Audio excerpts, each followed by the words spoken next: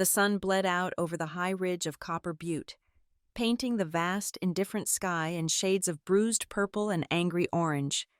Down below, in the deepening shadows of Sagebrush Vale, the switchback road was a pale, dusty scar twisting its way toward the flatlands. On this road, a figure moved, more shadow than substance, a collection of tired limbs and tattered calico. Clara Wynne had stopped feeling the individual rocks biting through the worn-out soles of her shoes miles ago. Now, it was just one continuous, dull ache that traveled from her feet up her shins, settling in her lower back as a deep, throbbing complaint. Her lips were cracked, a painful map of dehydration. Dust caked her eyelashes and filled her throat, turning her breath into a dry rasp. She clutched a small canvas satchel to her chest, a gesture that was less about protecting its meager contents and more about holding herself together. Her world had been reduced to this one foot in front of the other, and the desperate, fading hope for water. She stumbled, her ankle turning on a loose stone, and a small, choked sound escaped her. It was not a sob. She was long past tears. It was the sound of a body pushed beyond its limits, a simple exhalation of pure exhaustion. She leaned against a sun-baked rock, the heat of it gone, leaving only grit. It was then she heard it. At first, she thought it was the pulse in her own head, a ringing in her ears, but it was too rhythmic, too deliberate. Clang. A pause, just long enough for the high desert air to swallow the sound. Clang. It was a hammer, a forge hammer, the sound of work, of life, miles from Larkspur Crossing, the town she had skirted, knowing its small-minded curiosity would be as dangerous as the open wilderness. Hope, a feeling she had learned to distrust, pricked at her. She raised her head, squinting into the twilight. Further down the valley, a single thread of pale blue smoke rose thin and straight, stitching the darkening land to the purple sky. Broken Lantern Ranch. The name had been spat at her by a freight driver she'd begged for water 2 days back. "Ain't nothing out there but Rowan Cutter," he'd said. "And he's meaner than a cornered rattler. Keeps to himself. You best keep to yourself, too." Mean. She could handle. It was the other kinds, the ones who smiled while they hurt you, that she feared. Right now, mean with water was better than dying alone in the dust. She pushed off the rock, her joints screaming in protest, and aimed her staggering steps toward the sound of the hammer. It took her the last of her strength to cross the dry bed of Hollow Creek and push through the tall, brittle sagebrush that marked the ranch's unfenced boundary. The ranch was little more than a small, sturdy cabin, a larger barn, and a web of corrals, all built with a hard-won practicality. The forge was set up under a lean-to attached to the barn, the orange glow of its coals a stark contrast to the encroaching blue of the night. The hammering stopped. The sudden silence was vast, heavier than the noise had been. A man emerged from the barn's wide, dark doorway, stepping into the dying light. He was framed perfectly by the rough-hewn timber, a silhouette of broad shoulders and solid presence. He wore a canvas shirt faded by 1,000 suns, the sleeves rolled up to reveal forearms corded with muscle. He didn't move, just watched her approach. His stillness that of a predator, or perhaps just a man who had spent too much time alone and had learned to assess every new thing as a potential threat. This was Rowan Cutter. He was not holding a weapon, but he didn't need to. His stance, his silence, the sheer, unyielding solitude that radiated from him were a defense in themselves. His face was obscured by shadow and a rough beard, but his eyes were clear. Catching the last of the light, they were a flat, wary gray, the color of a winter sky over frozen ground. Clara stopped 10 feet from him. It felt like a chasm. Her throat worked, but only dust came out. She swallowed, a painful, scraping motion. "Water," she managed to croak. The word was a betrayal, a confession of her weakness. She hated it. She hated him for making her say it. Rowan Cutter watched her for another long moment. His gaze was unnerving. Not because it was aggressive, but because it was so thoroughly detached. He was looking at her the way a man might look at a lame horse, calculating the trouble. Finally, he gave a short, almost imperceptible nod toward a pump near the cabin. "Pump's there." Clara nearly wept in relief. She stumbled to the pump, her hands shaking so badly she could barely grasp the cold iron handle. It took her several agonizing attempts to work the mechanism, her weak arms straining. Water gushed out, dark and beautiful, splashing over her hands. She cupped them, bringing the silty metallic water to her mouth, drinking greedily, coughing as it hit her dry throat. She drank until her stomach cramped, then splashed the icy water onto her face, washing away the layers of grime and despair. She felt his eyes on her back the entire time. When she was done, she turned, wiping her face on the sleeve of her ragged dress. The brief relief was already fading, replaced by the gnawing, hollow ache in her stomach. She had water. Now she needed life. She walked back, stopping at the same respectful distance. She stood as straight as her body would allow, trying to reclaim an ounce of the dignity that had been stripped from her. "I'm looking for work," she said.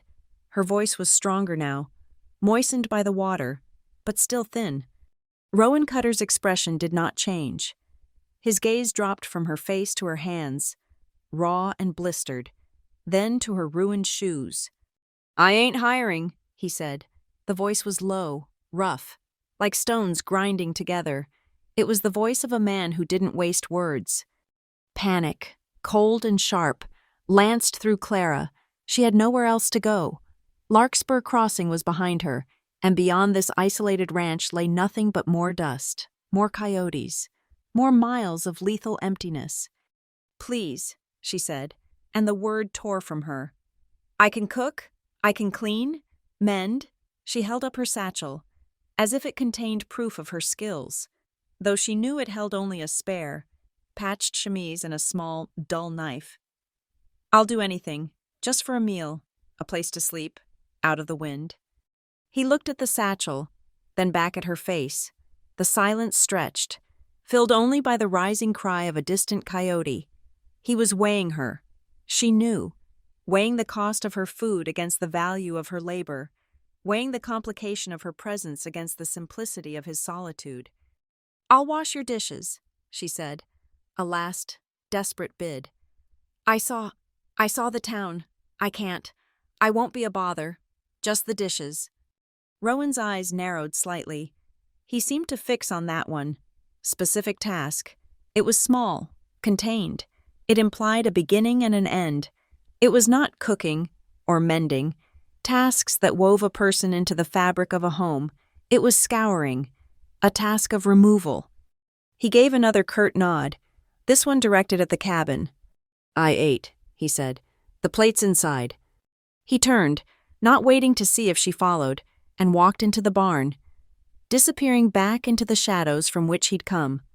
The lean-to forge glowed, waiting for his return. Clara stood frozen for a second, the night air suddenly cold on her damp skin. He hadn't said she could stay. He hadn't said she couldn't. He had simply given her a task. It was enough. She hurried to the cabin's narrow porch and pushed open the door, which swung inward on protesting leather hinges. If Rowan's person was a fortress of solitude, his cabin was the citadel. The single room was suffocating in its austerity. It was clean, but it was the cleanliness of disuse, not of care. It smelled of wood smoke, old coffee, and the faint, metallic tang of the forge that seemed to cling to the very air. There was one cot, neatly made with a dark wool blanket. There was one straight-backed wooden chair, currently standing by the cold hearth, and on the small, rough plank table in the center of the room, there was one tin plate, one tin cup, and one fork. The sight of it, the profound, deliberate singularity made Clara's chest tighten. This was not just a man living alone. This was a man who had systematically removed any evidence that another person could, or should, exist in his space. The plate held the faint, greasy residue of canned beans, a pot of black. Sludgy coffee sat on the cold cook stove. She found a bar of harsh lye soap by the dry sink and a bucket of water just inside the door. She worked quickly, her movements economical. She poured a little water into the basin, careful not to waste a drop. She scrubbed the plate, the fork, the cup. The sound of the rough cloth against the tin was loud in the small room. Rinse, scrub, rinse. The simple rhythm was a comfort. It was a task she understood. It had boundaries. While she worked, she did not have to think about the road behind her or the terrifying emptiness of the road ahead. She was just a pair of hands, washing a plate. The cabin door was still open. Through it, she could see the glow of the forge as Rowan began to work again. The clang, clang, clang of the hammer resumed, a steady, lonely heartbeat in the twilight. A shadow fell across the floor. She tensed, her hand freezing in the greasy water. Rowan stood in the doorway, blocking the last of the light. He held a can of beans in one hand and a spoon in the other. He didn't enter, just stood on the threshold, his presence filling the opening. He ate directly from the can, mechanical, efficient movements of spoon to mouth. He watched her. Clara turned back to the sink, her shoulders tight. She could feel his gaze on her, a physical weight. It wasn't the way other men had looked at her, not appraising, not hungry. It was, she realized with a small shock, simple observation. He was watching a stranger, a creature that had wandered into his territory, trying to understand its habits. "Where from?" he asked, the question abrupt. Clara's hands stilled. She kept her back to him. The question was a trap. Any answer was a story. And any story was a vulnerability. From the east, the words formed in her mind. It was the truth. But it was a truth as wide and vague as the prairie itself. It said nothing. It revealed nothing. It was the grayest, safest answer she possessed. "From the east," she said, her voice quiet, directed at the small, wavy glass window over the sink. She heard him take another bite. He considered her answer, this wall she had just placed between them. "The east is big," he stated. It wasn't a question. It was a prod. She said nothing. She finished the plate, dried it with a piece of flour sacking, and placed it back on the table, setting it perfectly parallel to the table's edge. She washed the pot from the stove, scrubbing the coffee stains from the enamel. When she was finished, there was nothing left to do. The kitchen was clean. The single plate, cup, and fork were back in their place. She turned, her hands clasped in front of her, her heart hammering. Now he would tell her to leave. Rowan Cutter had finished the beans. He wiped the spoon on his trousers and tucked it into his pocket. He looked at the clean sink, at the neatly stacked dishes. His gray eyes met hers. In the dimness of the cabin, she could see the lines etched around them, the hard set of his mouth. He walked past her, his boots heavy on the plank floor. He didn't spare her a glance as he moved to a crude wooden chest at the foot of his cot. He opened it, the hinges groaning, and pulled out a second dark wool blanket. It was identical to the one on his bed. He walked to the stone hearth. It was the opposite side of the room from his cot, the furthest point he could place her. He dropped the blanket on the floorboards. "The floor is yours," he said. Clara stared at the folded blanket. It was not an offer of comfort. It was a statement of fact, a designation of territory. It was abrupt, practical, and in its own way, the kindest thing anyone had done for her in months. It was not cruel. "Thank you," she whispered. Rowan grunted in response. He moved to the single chair, picked it up, and set it against the inside of the door, wedging the back under the iron latch, a simple, effective lock. Then, he picked up the rifle that had been leaning in the corner. He checked the load, a swift, practiced motion, and then set it back down, this time placing it on the floor next to his cot, within easy reach. He crossed to the small lamp on the table, the one she had been working by. His broad hand cupped the glass chimney. He looked at her one last time, a final, assessing glance. "Don't light the fire," he said. "Chimney's blocked. Needs a sweep." Then he turned the small metal key. The wick hissed and descended, and the flames snuffed out, plunging the room into an absolute, profound darkness. Clara stood perfectly still, her eyes straining against the black. She heard the rustle of canvas as he sat on his cot, the thud of his boots hitting the floor, one after the other, the creak of the cot ropes as he laid his weight down. And then, silence. The only sound was his breathing, slow and steady from the other side of the room. The darkness in the cabin was thick, a heavy, tangible thing, but it was different from the darkness she had known. This darkness was not malicious. It held no hidden threats, no sudden movements, no angry whispers. It was just empty. It was the neutral darkness of a hole in the ground, of a moonless night in a land that cared nothing for her. She felt her way to the hearth, her hands tracing the cold stone. She found the blanket, its wool coarse beneath her fingers. She sank to the floor, pulling it around her shoulders. The floorboards were hard, unyielding against her hip and shoulder, but the blanket held the faint, clean scent of lye soap and wood smoke. She listened to the steady breathing across the room. She listened to the wind picking up outside, whining around the corners of the cabin, a lonely sound that no longer felt like it was hunting her. The rifle was by his bed. The door was barred. The man was asleep.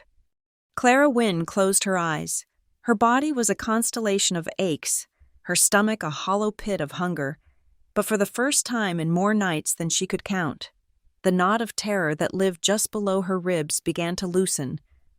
Just a fraction. It was not peace. It was not comfort. But it was a fragile, unfamiliar stillness. And in that stillness, surrounded by the absolute, uncaring darkness, she slept. Clara woke to a stillness that was colder and deeper than the night had been. Her body, stiff from the hard floorboards, registered the cold first, then the silence. The steady breathing from the other side of the room was gone. She sat up, clutching the wool blanket to her chest. Dawn was just a pale, greenish-blue crack in the window frame, not yet bright enough to fill the room. The cabin was empty. Rowan Cutter was gone. Panic, cold and familiar, seized her. Had he left?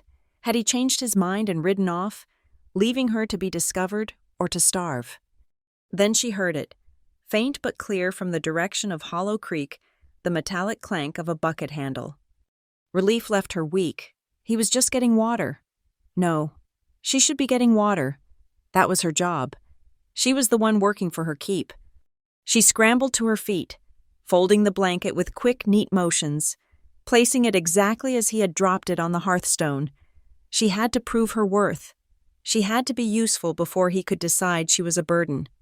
She grabbed the other pail from the dry sink and hurried out the door, into the sharp, thin air of the high desert morning.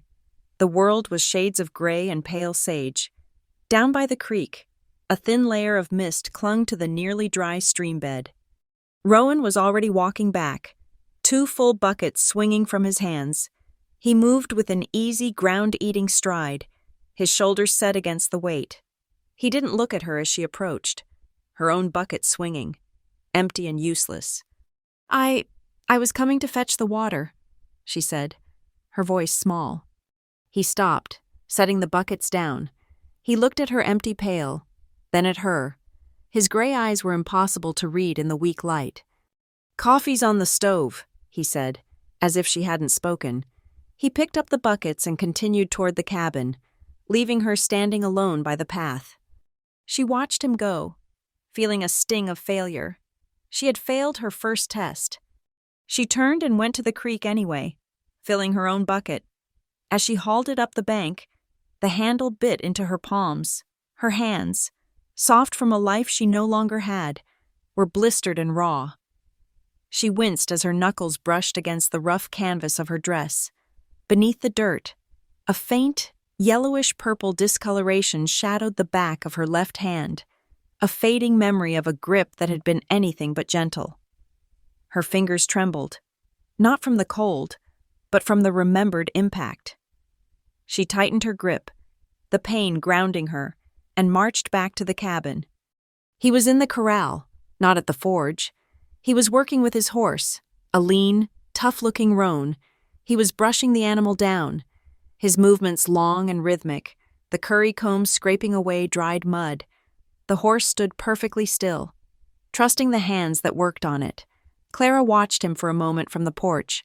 She saw the play of muscle in his forearm, the practiced, efficient way he moved, without a single wasted motion.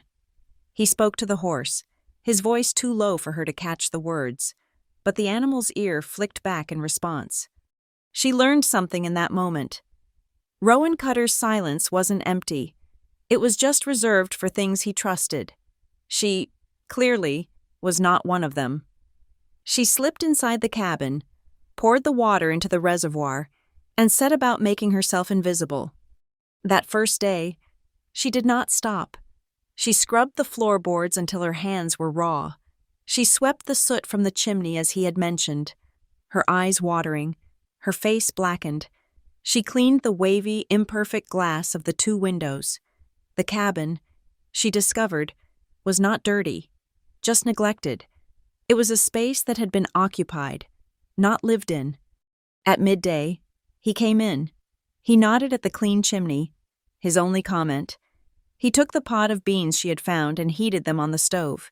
He took down the 2 tin plates, his, and the one she had washed last night. He spooned a portion onto each, then took his plate and his fork and sat at the small table. Clara's stomach cramped with hunger, but she waited, her hands clasped. She didn't know the protocol. He glanced at her, then at the plate still on the stove. Eat. She took the plate, but her body, trained by a harsh and unforgiving past, would not allow her to presume. She didn't dare sit at the table with him. She moved to the cabin's open doorway and sat on the threshold, her back to him, facing the dusty yard. It felt safer there, on the edge, neither in nor out. She ate quickly, the beans hot and good. The silence behind her was total, broken only by the sound of his fork against the tin plate. The next day was the same. The rhythm of labor began to settle in. She woke before him, fetched the water, and had the coffee hot.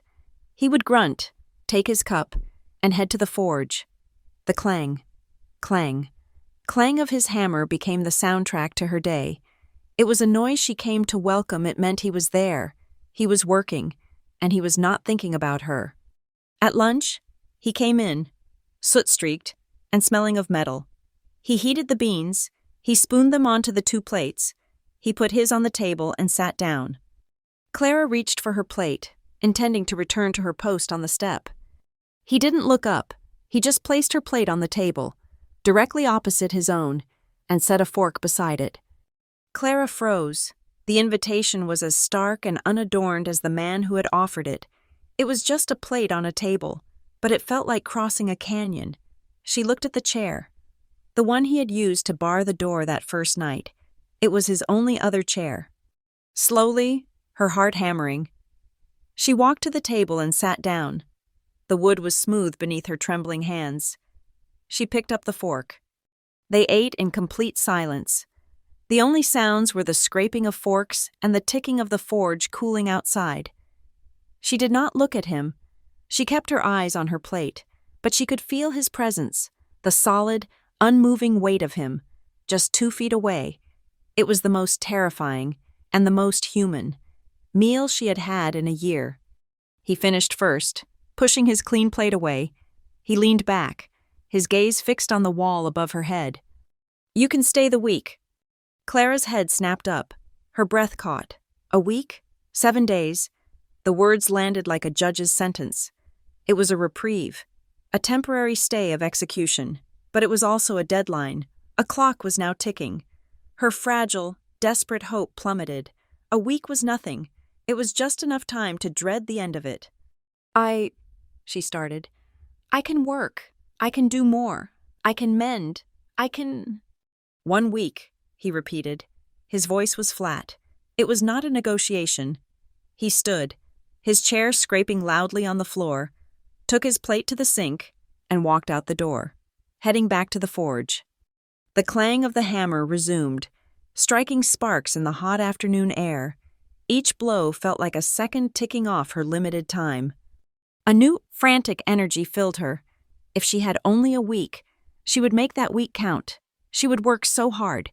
make herself so indispensable that he would have no choice but to extend the sentence. She began to tame the cabin. She found a box of tattered, sun-faded gingham rags. They had once been curtains. She washed them in the creek until the water ran clear, then painstakingly mended the rips.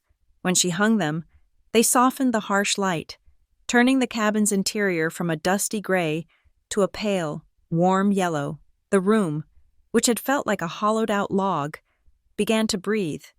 She swept, she scrubbed the soot stains from the hearth. She organized his meager pantry, stacking the cans of beans and tomatoes into neat, defensive lines. She was building a fortress of utility around herself. On the fourth evening, he came in from the corral and tossed a shirt onto the table. It was his canvas work shirt, the one he'd worn the day she arrived. The sleeve was torn near the shoulder, a long, gaping rip. He said nothing. He just left it there, a silent challenge, and went to wash at the pump. That night, after he had settled onto his cot and the room was filled with the steady sound of his breathing, Clara lit the lamp. She pulled her small satchel from beneath her blanket, the one thing she had not allowed out of her sight, from it. She took a small tin, wrapped in cloth. It held 3 needles, a spool of dark thread, and a thimble. She spread the heavy shirt across her lap. The fabric was coarse, stiff with sweat and dust, but it was sturdy. By the low, flickering lamplight, she began to sew. She did not use large, quick stitches. She used tiny, perfect, interlocking stitches, the kind her mother had taught her, the kind that were stronger than the original fabric. It was meticulous, precise work. Each pull of the thread was a silent plea: I am useful, I am skilled, I am worth keeping. She finished long after midnight, her eyes burning. She folded the shirt and placed it on the table. When Rowan came in for coffee the next morning, he saw it. He stopped. He picked up the shirt, his large, calloused fingers tracing the line of her repair. He ran his thumb over the stitches, feeling their tightness, their uniformity. Clara watched him from the stove, her heart in her throat. A strange expression crossed his face. It was a flicker of confusion, of something like awkwardness. He didn't seem to know what to do with the gesture. This repair was not a simple transaction, like washing a plate. This was care. This was time. He cleared his throat, a rough, gravelly sound. He didn't say thank you. He didn't acknowledge the work. He just looked at her, his gaze intense, then put the shirt on. As he buttoned it, he paused, moving his shoulder, testing the seam. It held. He grunted, a sound of reluctant approval. He poured his coffee, and as he walked past the table, he tossed a small, dark strip of jerky onto her plate. It was a gesture as blunt as a hammer blow, and it was the first gift she had received in memory. The next day, the oppressive heat broke. A light rain began to fall, whispering across the dry prairie. The sound on the tin roof was immense, a soft, drumming roar that filled the world. Clara stood at the open door, watching the dust turn to dark. Fragrant mud. The air smelled of wet sage and ozone. Rowan, driven from the forge by the damp, stood on the small porch, mending a piece of harness leather.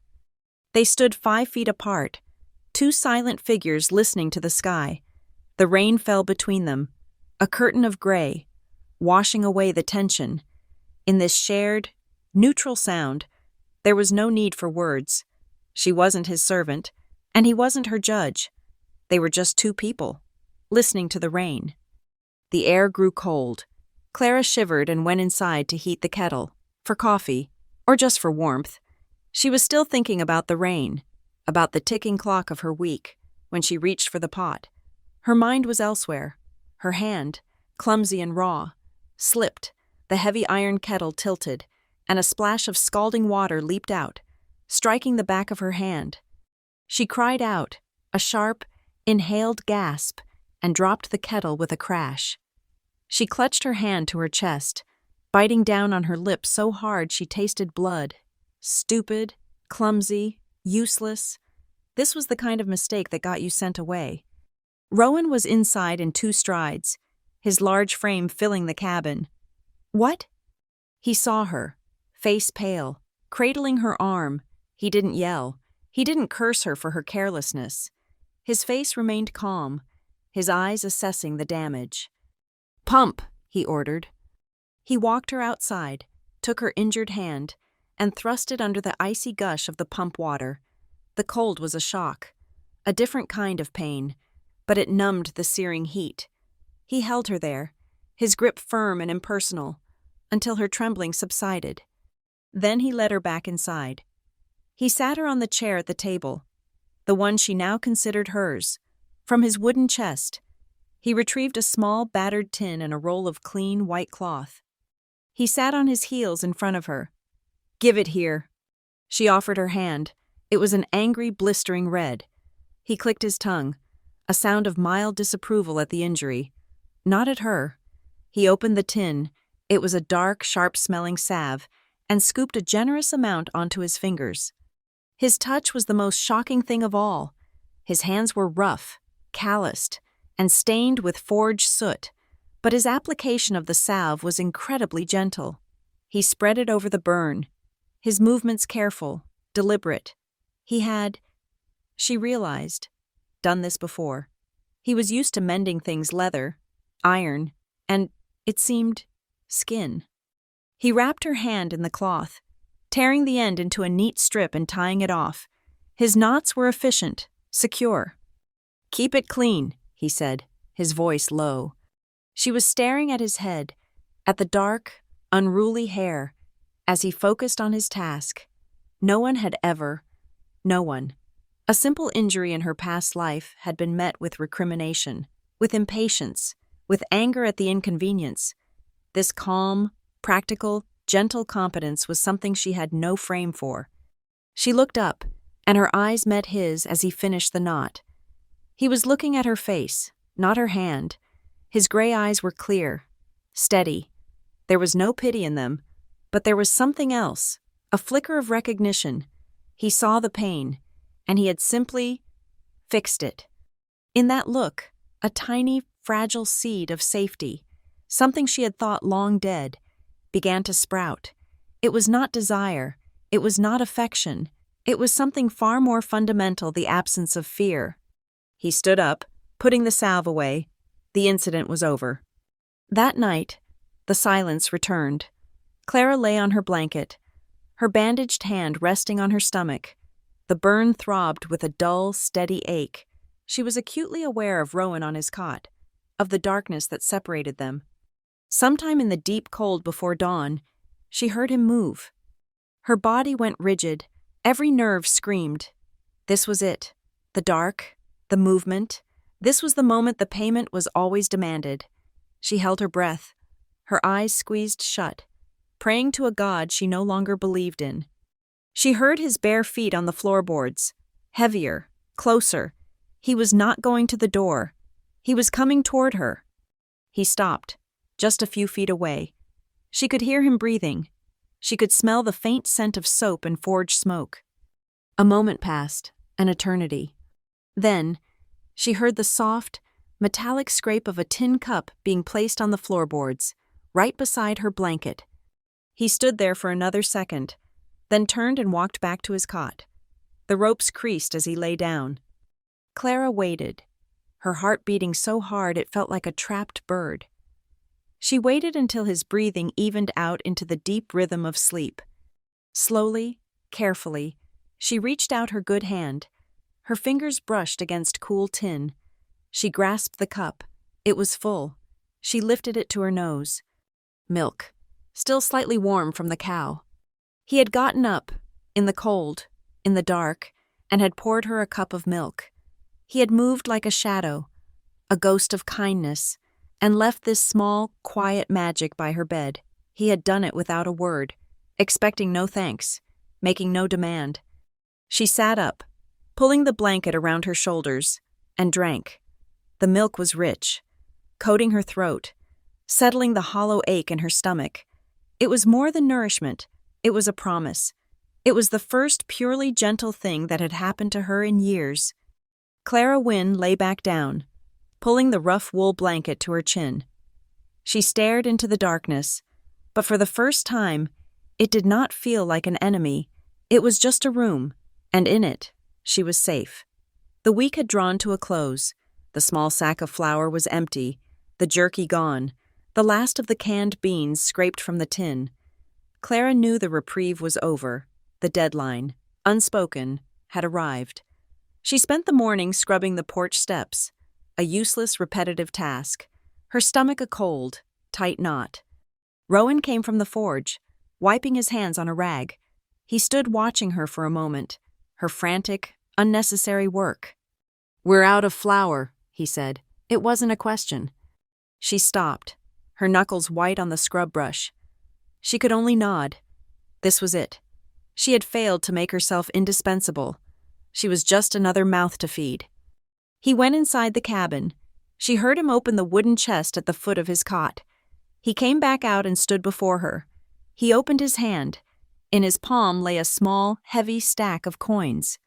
"Miller's Mercantile in Larkspur," he said.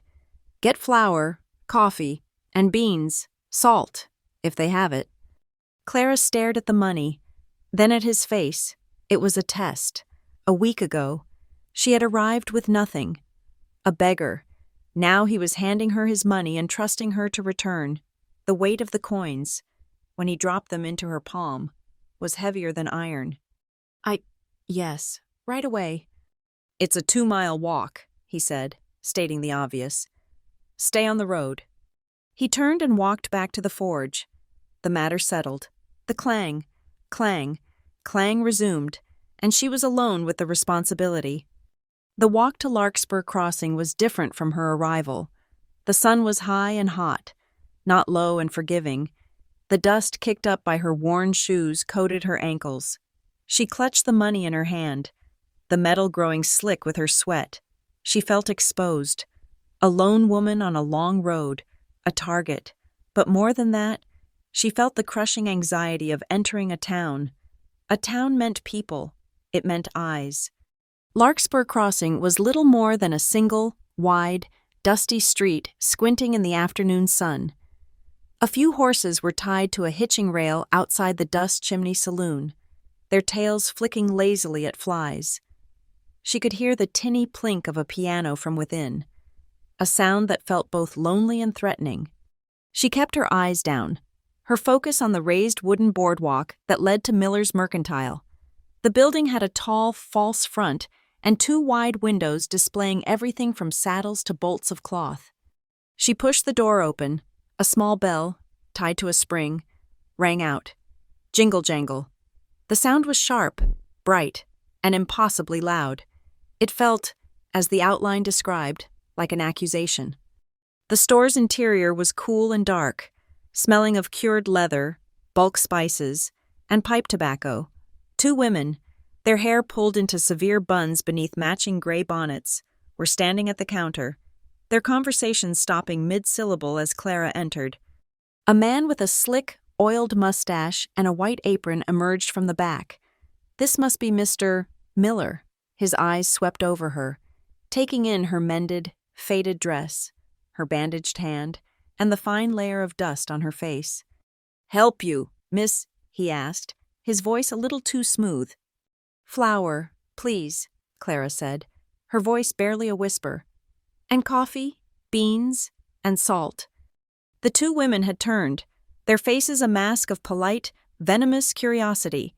Clara could feel their gaze on her, pinning her like a moth to a board. As Mr. Miller began to measure out the flour, one of the women leaned toward the other, a whisper, sharp as a snake's hiss, cut through the quiet. "That's her, from the Broken Lantern." "All week," the other replied, a note of scandalized thrill in her voice. "Alone out there. Shameless, and with Rowan Cutter. Heavens, I always said he was half wild." Clara's face burned hot. She kept her back to them, focusing on the dark wood grain of the counter. Then came the arrow, the one that found its mark. "Well, he's got himself a fine piece of work now. Rowan's woman." The term landed. It was not a description. It was a brand. It was a social execution. It stripped away her name, her past, herself, and replaced it all with a single, damning label of ownership and moral failure. She was not Clara. She was not a widow, not a worker. She was a possession, and a soiled one at that. Her hands trembled as Mr. Miller tied off the heavy canvas sacks. "That all for you." She just nodded, pushing the coins across the counter. He counted them slowly, his eyes flickering from the money to her face, a small, knowing smirk playing on his lips. He knew exactly who she was and what was being said. She gathered the heavy sacks into her arms, the one with the flour digging painfully into her ribs. She would not make 2 trips. She would not be seen here a moment longer than necessary. She pushed the door open, the bell ringing her exit, jingle-jangle, like mocking laughter. The walk back was a furnace. The weight of the supplies was immense, but it was nothing compared to the weight of the shame. Her arms ached, her bandaged hand throbbed, and her lungs burned. The constant scratching zzz of the cicadas in the dry grass seemed to amplify, twisting into the whispers of the women. Rowan's woman, Rowan's woman, Rowan's woman. It was a scratchy, incessant, accusing sound that followed her all the way up the switchback road, scratching at her nerves until she thought she would scream. When the Broken Lantern Ranch came into view, she nearly collapsed. Rowan was waiting by the corral. The forge was silent. He had been watching for her. He saw her staggering under the load, her face pale and streaked with sweat and tears she hadn't realized she'd shed. He strode forward, his brow furrowed, and took the heaviest sack from her without a word. He followed her into the cabin as she deposited the other bags on the table, her arms shaking with relief. She leaned against the table, her breath coming in ragged gasps. Rowan looked at her. His gray eyes narrowed. Sharp. He had seen her walk 2 miles in the sun, but he knew this exhaustion was not just physical. She looked like a rabbit run to ground. "What happened?" he asked. His voice was low. Clara flinched. She turned away from him, busying herself with the sacks, her back to him. She did not want his help. She did not want his protection. Protection always came with a price, and she had nothing left to pay. "Nothing," she said, her voice tight. "Town business. Mr. Miller was polite." "I don't care about Miller," he said, his voice closer. He hadn't moved, but his presence seemed to fill the small room. "They said something, the women at the counter." She froze. How did he know? Had he been there? No. He just knew. He knew the poison of small towns. "Clara, what did they say?" It was not a question. She shook her head, still refusing to look at him. "It's not worth repeating." "Tell me." She rounded on him then, her frustration and shame boiling over. "Why? So you can ride into town, so you can make a scene and prove them right, so they have more to talk about." His face hardened. "What did they say?" She broke. The words came out, bitter and small. "They called me your woman." The silence that fell was absolute. It was heavy, like the air before a lightning strike. Rowan's expression didn't change, but a muscle in his jaw jumped. He understood, instantly, the social weight of that brand, the stain it put on her, and by association, on him. Clara's burst of anger vanished, replaced by cold fear. She had brought trouble to his door. She had stained his name, his ranch. This was how it started. The anger, then the instinct, faster than thought, took over. She took a half step back, her good hand coming up to grip her shawl, pulling it tighter, a small, defensive gesture. She created distance. She braced herself. Rowan saw it. He saw her instinctive, terrified retreat. He saw her brace for an explosion, and in that tiny, heartbreaking movement, he saw her past laid bare. He saw that she expected him, the man she had brought trouble to be angry at her. A flicker of something dark and painful crossed his face.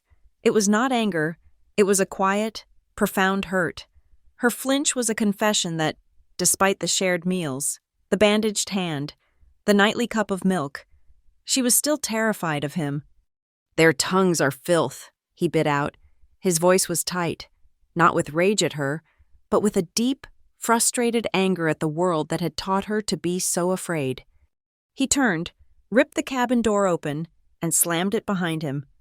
The slam of the wood made Clara jump so violently she knocked a tin cup from the table. It clattered to the floor, the sound echoing the hammering in her chest. She sank onto the chair, her whole body trembling. Later, from the safety of the window, she watched him. He was at the anvil, working a piece of hot iron with a furious, violent rhythm. Clang, clang, clang. He was hammering out his frustration on the metal, not on her. When he finished, she saw him move to the corral. His roan horse, sensing his mood, shifted nervously. Rowan stopped, visibly forcing himself to be still. He let out a long, slow breath. He approached the horse, not with anger, but with a quiet, deliberate calm. He stroked the animal's muzzle, his voice a low, soothing rumble. After a few moments, he fetched the bridle. When he was done, Clara watched him hang the leather meticulously on its proper peg, coiling the reins with practiced care. He was a man who contained his own anger, a man who hung his bridle neatly, who spoke to his horse as a friend. She saw, in that small, ethical detail, a durable, stubborn humanity. His anger was a hot, clean fire, not a destructive, chaotic storm. That night, the tension of the slammed door and the town's whispers lingered in the dark cabin. Clara lay on her blanket, her body aching, her mind replaying the scene in the store. She drifted into a broken, shallow sleep. The dream was not a vision, but a wash of terrifying sound, a heavy booted footstep on a wooden floor, coming closer, the sound of a door being thrown open, crashing against a wall, a man's voice, not Rowan's, but one from her past, thick with rage and drink, yelling, the words indistinct, the fury absolute. She woke with a choked gasp, sitting bolt upright, her heart hammered against her ribs, a cold sweat soaked her chemise. She was in the cabin, it was dark, she was safe, but her body didn't know it.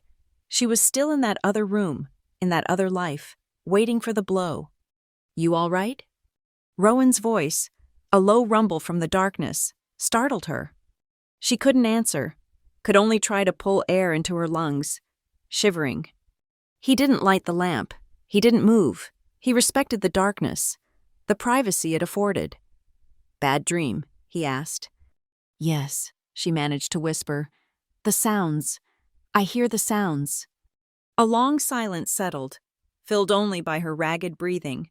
She thought he had gone back to sleep. "My old man," he said, his voice flat, emerging from the blackness. "He never hit. He just yelled." Clara went utterly still. "He'd drink," Rowan continued, his voice as empty and vast as the prairie night. "And the walls of that little house, they'd feel like they were shaken.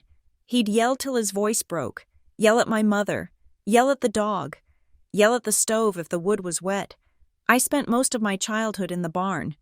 Horses don't yell." He paused, and she could hear him shift on the cot. "A loud noise, a door slam. Still makes my spine lock up. Feel it right here." Clara closed her eyes. The door he had slammed earlier. It wasn't just anger at the town, it was him, repeating a pattern he despised, a sound that haunted him as much as her. He understood her fear of loud noises. In the shared darkness, their two separate, bleeding pasts touched, finding a common, broken ground. The confession cleared the air. The next day, a fragile truce held. The 1-week deadline had passed, and he had not mentioned it. He had not told her to leave. She was on the porch in the late afternoon, shaking out the small rag rug from the cabin floor. The sky was a clear, high blue. Then, with the terrifying speed of the high desert, it changed. The horizon turned a sickly, bruised purple.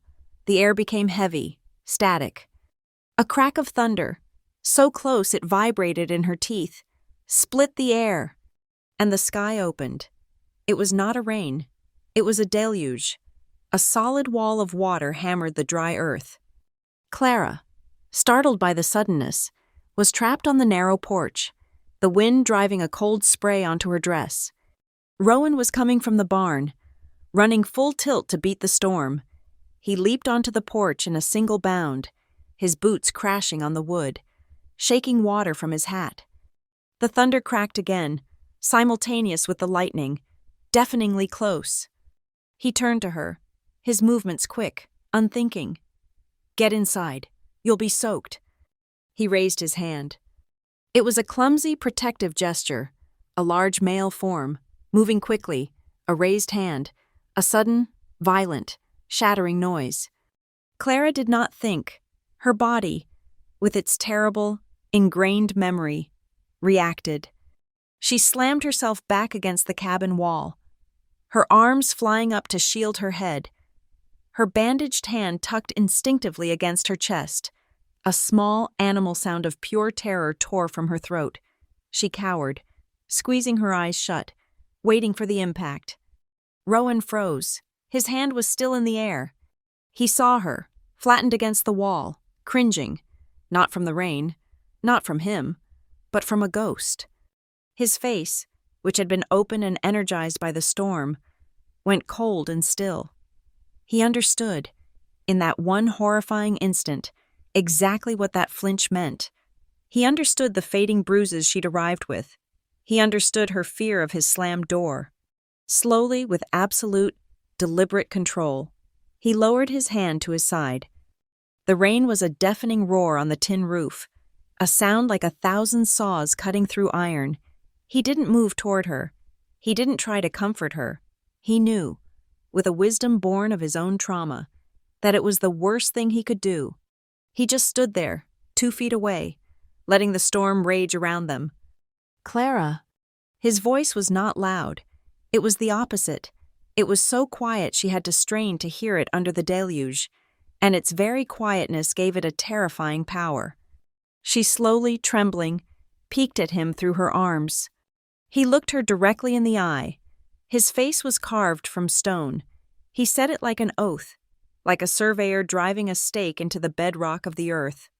"I do not raise my hand to women." The rain hammered down. "Not ever." The words cut through the noise, through the terror, through the years of her past. They were a raw, unvarnished, absolute promise. They were a chain being cut. She stared at him, her breath catching. Slowly, her arms, heavy and shaking, began to lower. Rowan gave a single, curt nod. The moment was sealed. The oath was sworn. He turned, opened the cabin door, and held it, stepping back to give her a wide space. "Get inside. You're wet." She slipped past him, her shoulder brushing the door jamb, careful not to touch him. As she stood dripping on the floorboards, she felt the seed of trust, the one that had sprouted with the milk and the bandage, drive a deep, anchoring root into the hard, cold floor of her heart.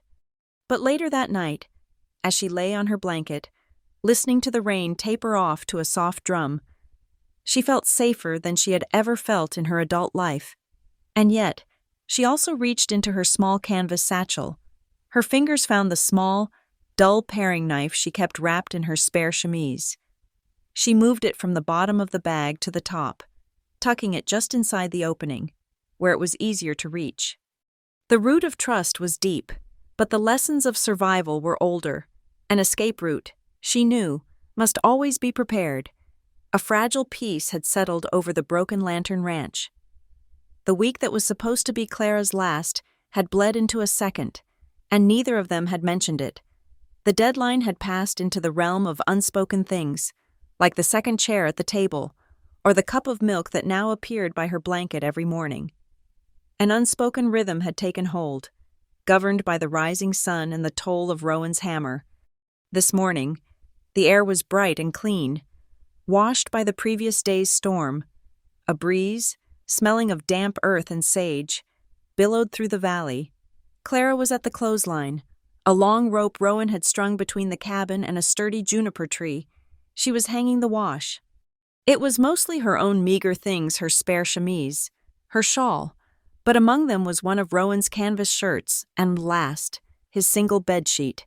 She had scrubbed it in the creek until her knuckles were raw, using the harsh lye soap until the fabric, once gray with dust and neglect, was a pale, clean white. As she stretched it out, pinning its corners to the line, the breeze caught it. It snapped and billowed, a huge, brilliant flag of surrender against the vast blue sky, a white flag. The thought was immediate and unwelcome. She was not surrendering. She was surviving. She was building a small, defensible perimeter around herself, one clean sheet at a time. The sound of an approaching horse made her freeze, a wooden pin still in her hand. It wasn't Rowan's roan. The gait was different. Lighter, faster. Her stomach tightened. Visitors were a threat. She had learned in Larkspur Crossing that eyes were weapons. A rider came into view, following the faint track that led from the switchback road.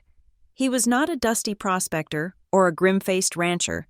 He rode a handsome bay mare with a silver inlaid saddle, and he sat it with an easy, practiced arrogance.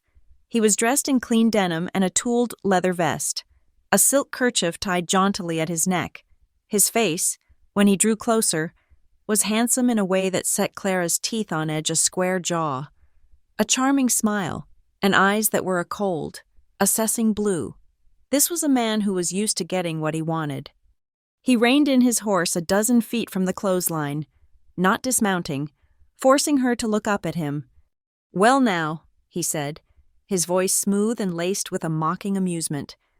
"Look what the wind blew in. Cutter's finally decided to civilize the place."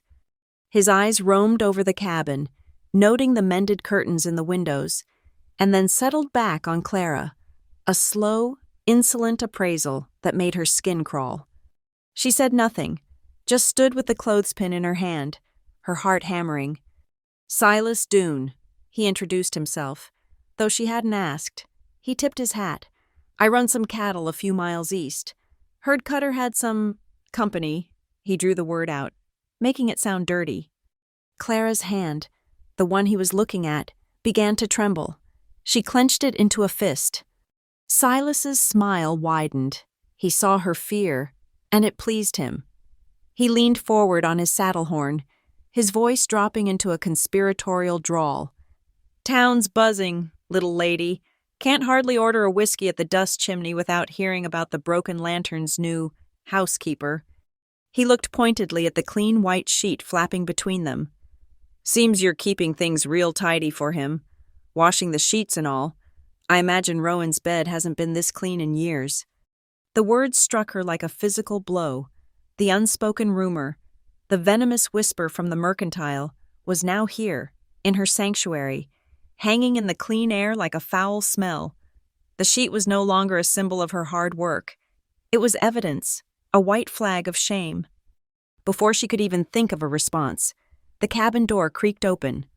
Rowan stepped out onto the porch. He was in his shirt sleeves, the top two buttons of his clean work shirt undone, as if he had been interrupted in the middle of a task. His hair was damp, and his face was set in hard lines. His eyes, when they landed on Silas Doone, were the color of a thunderhead, flat and dangerous. He did not look at Clara. He looked only at the man on the horse. "Doone," he said. His voice was quiet, but it carried across the yard with the weight of granite. "You're on my land." Silas chuckled, a low, condescending sound. He straightened up in his saddle, not in the least intimidated. "Just being neighborly, Cutter, admiring the improvements." His gaze slid back to Clara, lingering. "Seems you've acquired some fine assets." Rowan came down the two porch steps, his boots silent in the soft dirt. He didn't hurry. He moved with a lethal calm that was far more terrifying than any show of rage. He stopped a few feet in front of the clothesline, placing himself squarely between Clara and the man on the horse. "Get off my land." Each word was a separate, hard-chipped stone. Silas Doone's smile finally faltered. He saw something in Rowan's eyes that his own brand of lazy arrogance couldn't dismiss, but he was not a man to back down easily. He leaned to the side and spat a thick stream of tobacco juice into the dust, just inches from Rowan's boot. It was a calculated, deliberate insult. The air went tight, humming with a violence that was held in check by the thinnest of threads. Clara could feel it, a physical pressure in her chest.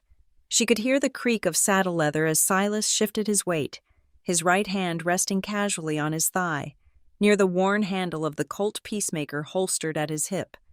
Rowan did not move. He didn't even glance at the spit on the ground. His hands were loose at his sides, open, but his entire body was coiled like a spring. He was a creature of the wild, a predator whose territory had been invaded, and he was radiating a silent, deadly warning. The gun in the holster on his own hip seemed to take on a life of its own, a dark, potent presence in the high noon sun.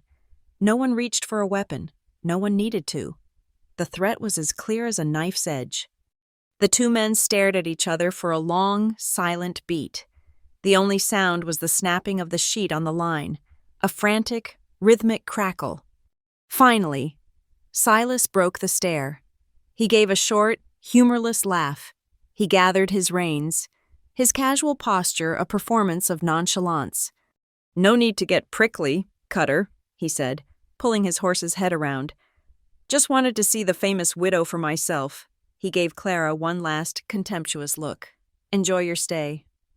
With a dismissive flick of his wrist, he spurred the bay mare, turning in a tight circle and cantering back the way he had come, leaving a cloud of dust and a seed of pure, unadulterated hatred hanging in the air behind him. Rowan stood unmoving, watching until Silas was a small, distant figure on the switchback road. Only then did he seem to relax, the tension leaving his shoulders in a slow, visible wave. Clara didn't wait. She turned and fled into the cabin. The bright, open yard felt dangerous, exposed. The four walls of the small room were a refuge. Her nervous system, which had been slowly, cautiously learning to be at rest, was now screaming. It was an alarm, a full-scale, 5-bell emergency. She stumbled to the far corner of the room, by the hearth, and sank to the floor. There was a single, lumpy pillow she had made from a spare flour sack stuffed with dried grass. She grabbed it, pulling it to her chest and hugging it tight. Curling her body around it, she felt a tremor start in her hands and spread through her entire body.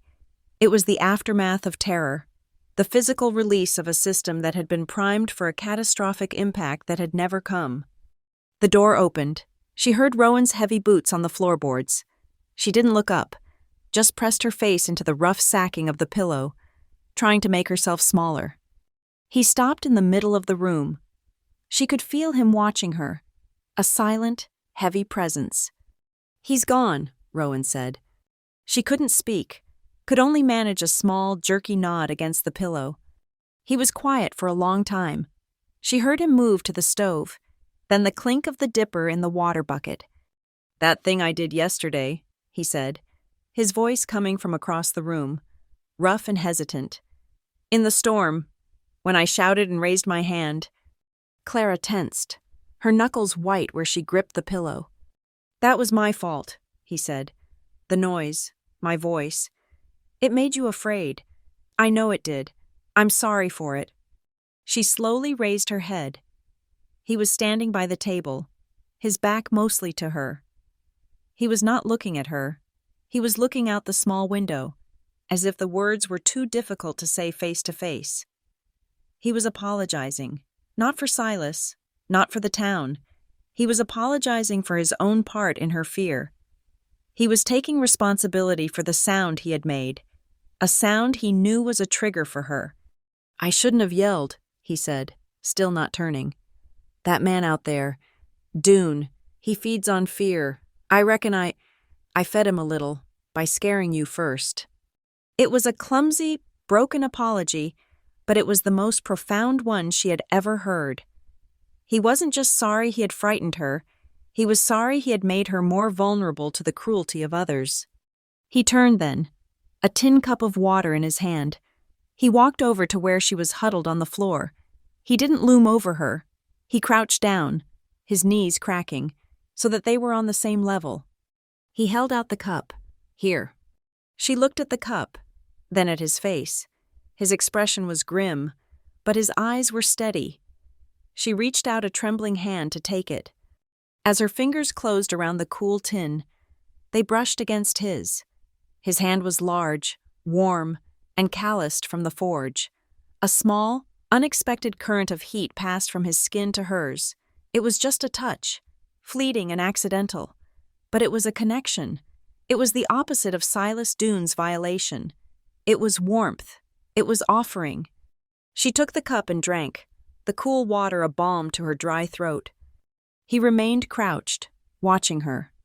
"A man like that," he said, his voice low and hard. "He only understands one thing." He stood up and walked to the corner where his rifle leaned. He picked it up, the long barrel gleaming in the light from the window. He held it with a familiar ease.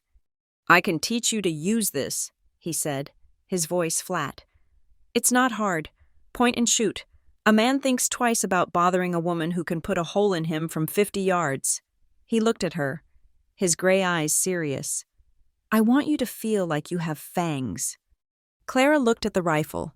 She understood what he was offering. It was power. It was distance. It was a way to meet the threats of this world on their own terms. It was his solution. But the image that flashed in her mind was not of Silas Doone on his horse, 50 yards away. It was of another man. His face flushed, his breath sour, his presence filling a small room until there was no air left to breathe. A rifle would have been useless then. It was too big, too loud, too far away. She shook her head, a small, definite movement. Rowan's brow furrowed. "Why not?" She looked down at her lap, at her hands, her bandaged hand, a reminder of his care, and her good hand, clenched into a fist. "It's not my kind of fight," she whispered. She stood up, walked to her small canvas satchel, and opened it. She reached inside and took out the small, dull paring knife. She held it up. The blade was barely 3 inches long, the wooden handle worn smooth. It was a humble, domestic thing, a tool for peeling potatoes. "This," she said, her voice finding a sliver of strength, "is for fights that happen up close." Rowan looked from the rifle in his hands to the small knife in hers. He saw the vast, unbridgeable distance between their two worlds, their two kinds of fear. His was a fear of the outside, of threats that came from across the prairie. Hers was a fear of the inside, of threats that stood so close you could feel their breath on your face. He didn't argue, he didn't push, he just gave a slow, understanding nod. He leaned the rifle back in its corner. The issue was on the table between them, as real and solid as the wooden table itself. The line between being protected and protecting oneself. He had offered her his shield. She had chosen to keep her own small, sharp sword. And for now, the matter remained unsettled. The incident with Silas Doone did not shatter the quiet world of the Broken Lantern Ranch. It tempered it.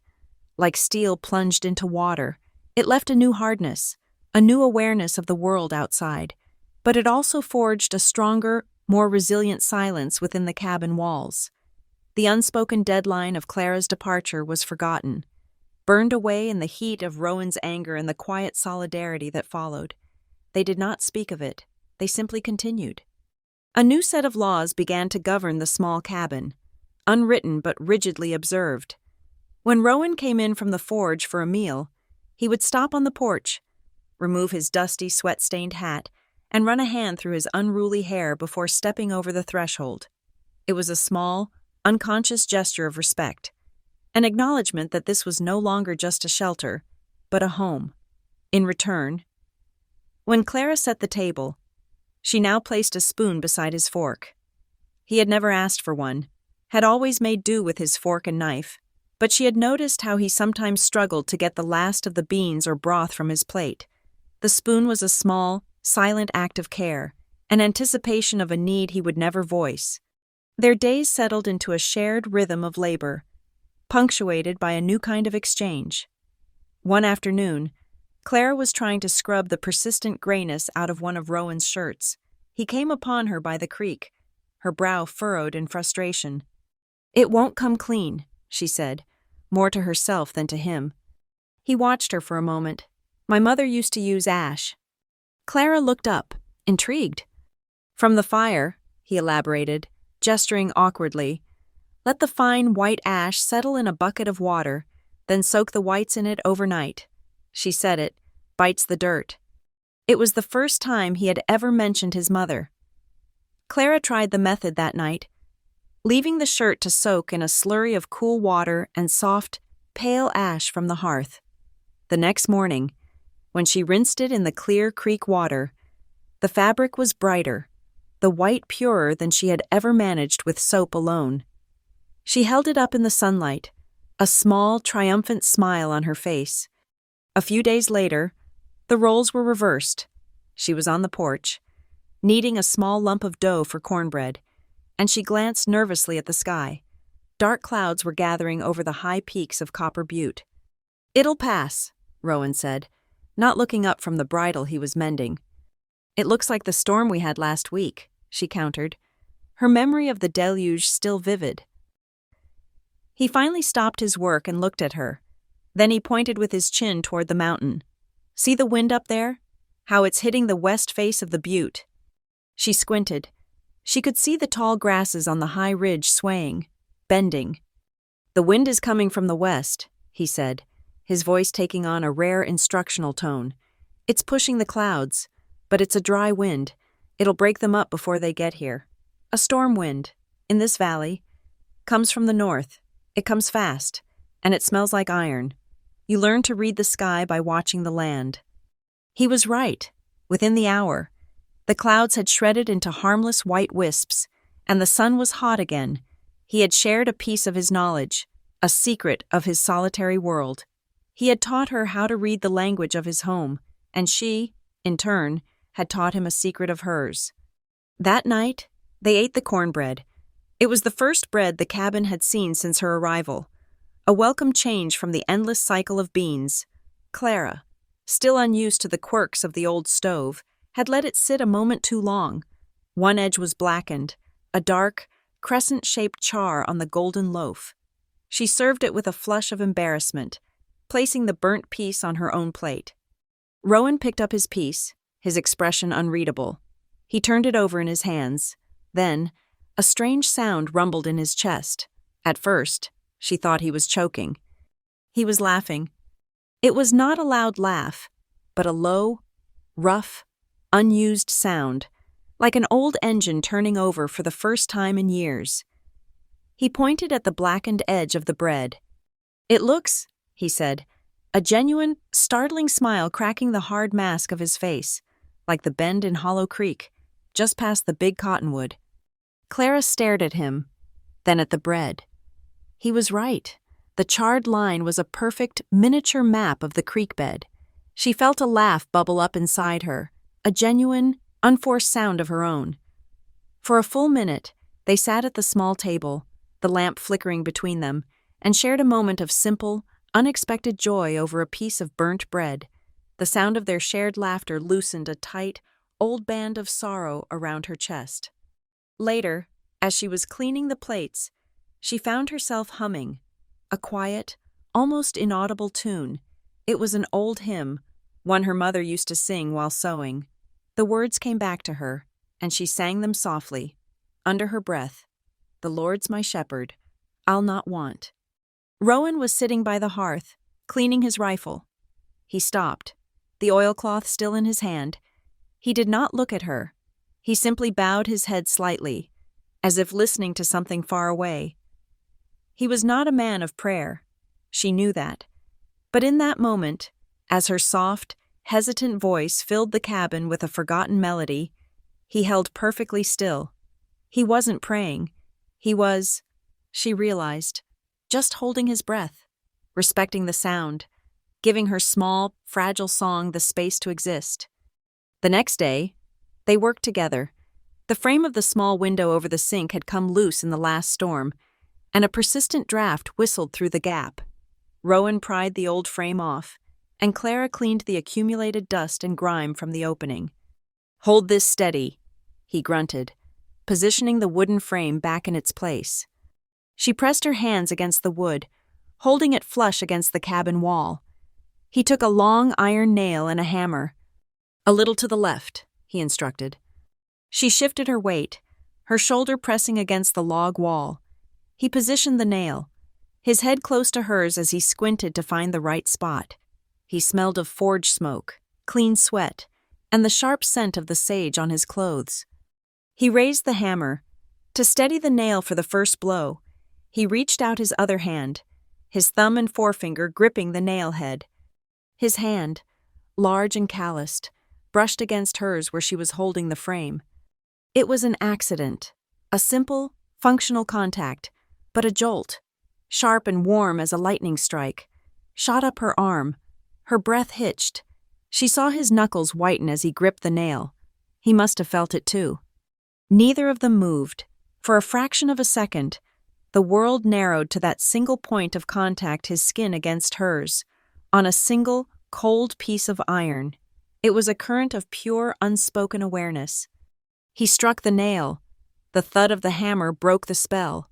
He drove it home with two more clean, efficient blows. "There," he said, his voice a little too rough. He stepped back, creating space between them again. Clara pulled her hand away from the frame as if it were hot, her fingertips tingling. That evening, the distance was back, but it felt different. It was no longer a space of caution, but one of respect. The coyotes began their nightly chorus, their yips and howls echoing from the high ridges of Copper Butte. The sound was wild and lonely, a reminder of the vast, dangerous emptiness that surrounded their small island of light. Clara stood in the open doorway, leaning against the frame, watching the first stars prick the deep velvet of the sky. She felt, rather than heard, Rowan come up behind her. He did not stand beside her. He stopped about half a step back, just out of her peripheral vision. She could feel his presence, the solid warmth of him, a silent guard at her back. He was close enough to be a comfort, but far enough away to be no threat. The distance was deliberate, a carefully measured space that acknowledged everything that had passed between them, the fear, the trust, the apology, the touch. He was letting her watch the night, but he was also watching over her. The nights were growing colder. The fire in the hearth became less a luxury and more a necessity. A few nights later, a cold wind found its way through the chinks in the logs, and the cabin grew frigid. The fire had burned down to a bed of glowing, red-gold embers, casting long, dancing shadows on the walls.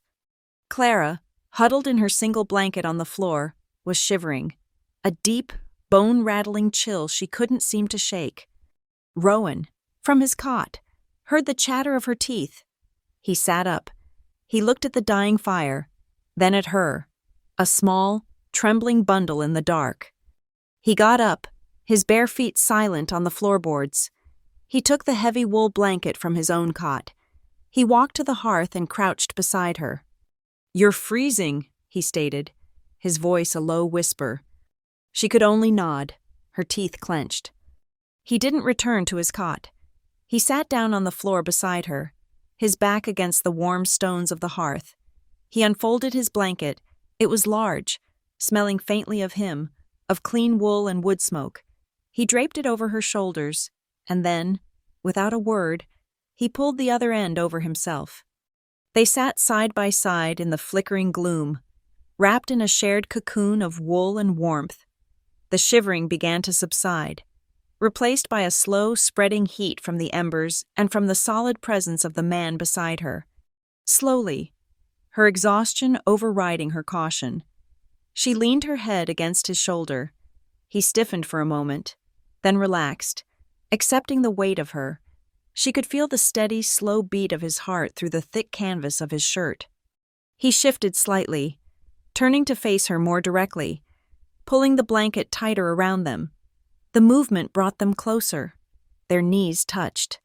The embers cast a warm, golden light on their faces. His face was so close, she could see the lines etched at the corners of his eyes, the rough texture of his beard. He was looking at her, his gray eyes dark and serious in the firelight.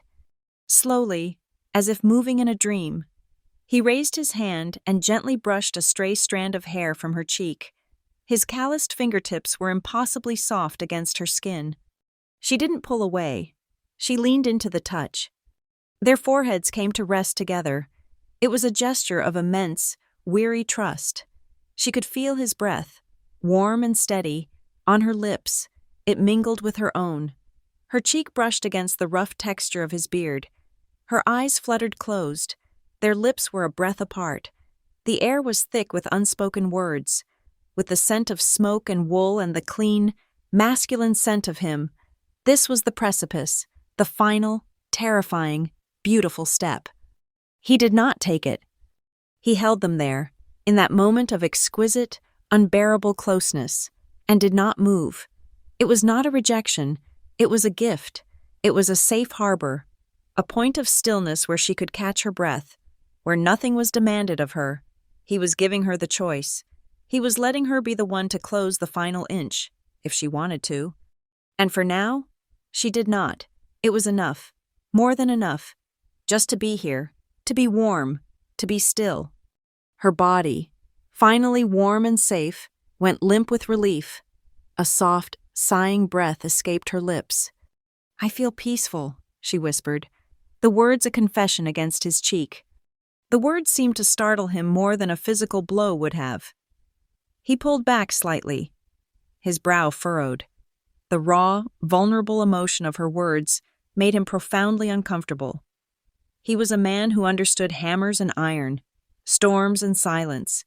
Peace was a foreign language. He could face down a man with a gun, but this quiet, fragile confession left him utterly disarmed.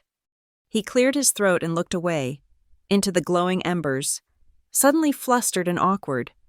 After a long moment, he reached for a small square of white cloth lying on the hearth, one of several she had hemmed earlier in the day to use as dishcloths. He picked one up. It was clean, new, the stitches she had made small and even. He turned back to her and, with a strange, formal gravity, took her hand and pressed the folded square of cloth into her palm, closing her fingers around it. He didn't say, "Take this," or "This is for you." He didn't say anything. The gesture was the message. It was a token, a promise given in return for her whispered confession. The tension broke the next morning. A new calf, awkward and leggy, had gotten into the yard and, in a fit of playful clumsiness, had kicked over a full bucket of milk. Rowan yelled, a frustrated but not angry shout. Clara ran out onto the porch. The calf, spooked, bucked and kicked again, slipping in the spreading white puddle and landing in a heap, looking utterly bewildered. Rowan stopped, stared at the calf, then at the wasted milk, and then he started to laugh again. This time, it was a full, unrestrained sound. Seeing him laugh, seeing the absurdity of the clumsy animal, Clara started laughing too. They stood there, in the morning sun, and laughed until their sides ached. Later, when she was at the dry sink, she noticed it. The 2 tin cups, which in the beginning had lived on opposite sides of the room, were now placed side by side on the edge of the sink, their rims almost touching.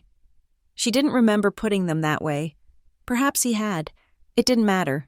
They were together, a small, silent signal that the laws of the house had changed. This was no longer his space, and her corner. It was theirs. The piece was a fragile, living thing, and like any living thing, it could be startled. Sometimes, it was the past that spooked it, a ghost slipping through the cracks in the present. For Clara, it happened on a Tuesday. She was washing potatoes at the sink, the rough skin scraping against her palm, the repetitive motion, the earthy smell, the way the light fell through the wavy glass. Something about it snagged on a hidden thread of memory. The memory wasn't a story. It was a series of sharp, painful sensations.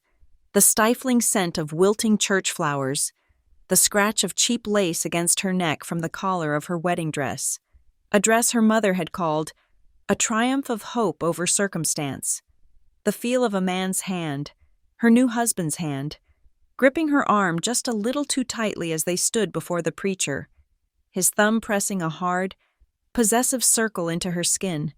Then, the sound, not the joyous peal of bells, but the heavy final thud of the rectory's oak doors closing behind them, shutting out the light, sealing her in. Her wedding day had felt, in the end, like a funeral. The brief, brutal marriage that followed had proven the feeling right. She gasped, dropping a potato into the water with a splash. Her hand flew to her own arm, rubbing the spot where the phantom grip had been. The memory receded, leaving her trembling, the scent of damp earth now mixed with the sour tang of fear. Rowan had his own ghosts. Though they were quieter, his lived in the barn. One afternoon, Clara brought him a cup of water at the forge. A sudden clap of thunder from a distant, passing cloud made him drop a heavy pair of tongs with a deafening clatter. He didn't flinch, he just froze, his back ramrod straight, his eyes fixed on nothing. She saw him, in that moment, not as a man, but as a boy hiding in the hayloft, the air thick with the smell of manure and sweet clover, a boy making himself small and still, learning that silence was a shield, the only thing that could protect him from the muffled, terrifying storm of a man's rage that echoed from the small house across the yard. He had learned to live inside the quiet, to build its walls so thick that no shout could ever fully penetrate them again. He blinked, the moment passed, and he was just Rowan again, bending to pick up the tongs as if nothing had happened. One night, the wind came. It was not the gentle breeze of the valley, but a high, keening gale that swept down from Copper Butte, a wild, angry thing that clawed at the little cabin. It shrieked under the eaves and rattled the window frame they had just repaired. The whole structure seemed to groan, a ship in a storm. Clara lay on her blanket by the hearth, listening. The wind sounded like a voice, thin and cruel, whispering all the things the women in the mercantile had said, shameless, Rowan's woman, ruined, with every gust. The cabin felt less like a sanctuary and more like a flimsy box, about to be torn apart, exposing her to the world. She heard Rowan get up from his cot. He moved to the door, his silhouette a dark shape against the faint moonlight filtering through the window. He checked the simple wooden bar he used to lock it, then slid a heavy iron bolt, one she hadn't noticed before, into its hasp. The sound of the bolt seating was a solid, definitive chunk that seemed to defy the howling wind. He turned, his form a shadow in the darkness. "It'll hold," he said, his voice a low rumble beneath the shriek of the gale. He started back to his cot, then stopped. He could feel her fear, a tangible presence in the room. "Clara," he said, his voice softer now, "nobody touches you here." It wasn't a boast, it was a vow. He was speaking not just of the wind, or of intruders, but of all the ghosts she carried.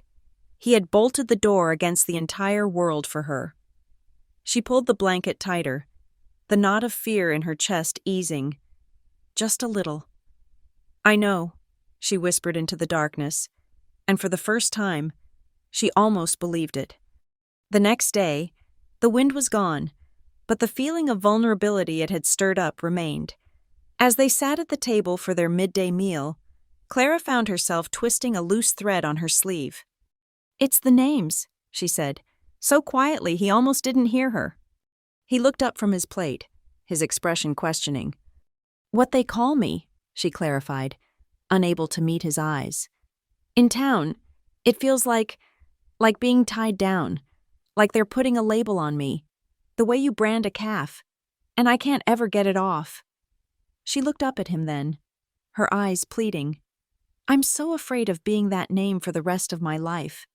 Rowan chewed his food slowly, considering her words. He set down his fork with a deliberate click. "My father had a horse," he said, an abrupt change of subject. "A big, mean-tempered gray, the sorriest, ugliest horse you ever saw. My father. He had a high opinion of his own wit. He named that horse Beauty."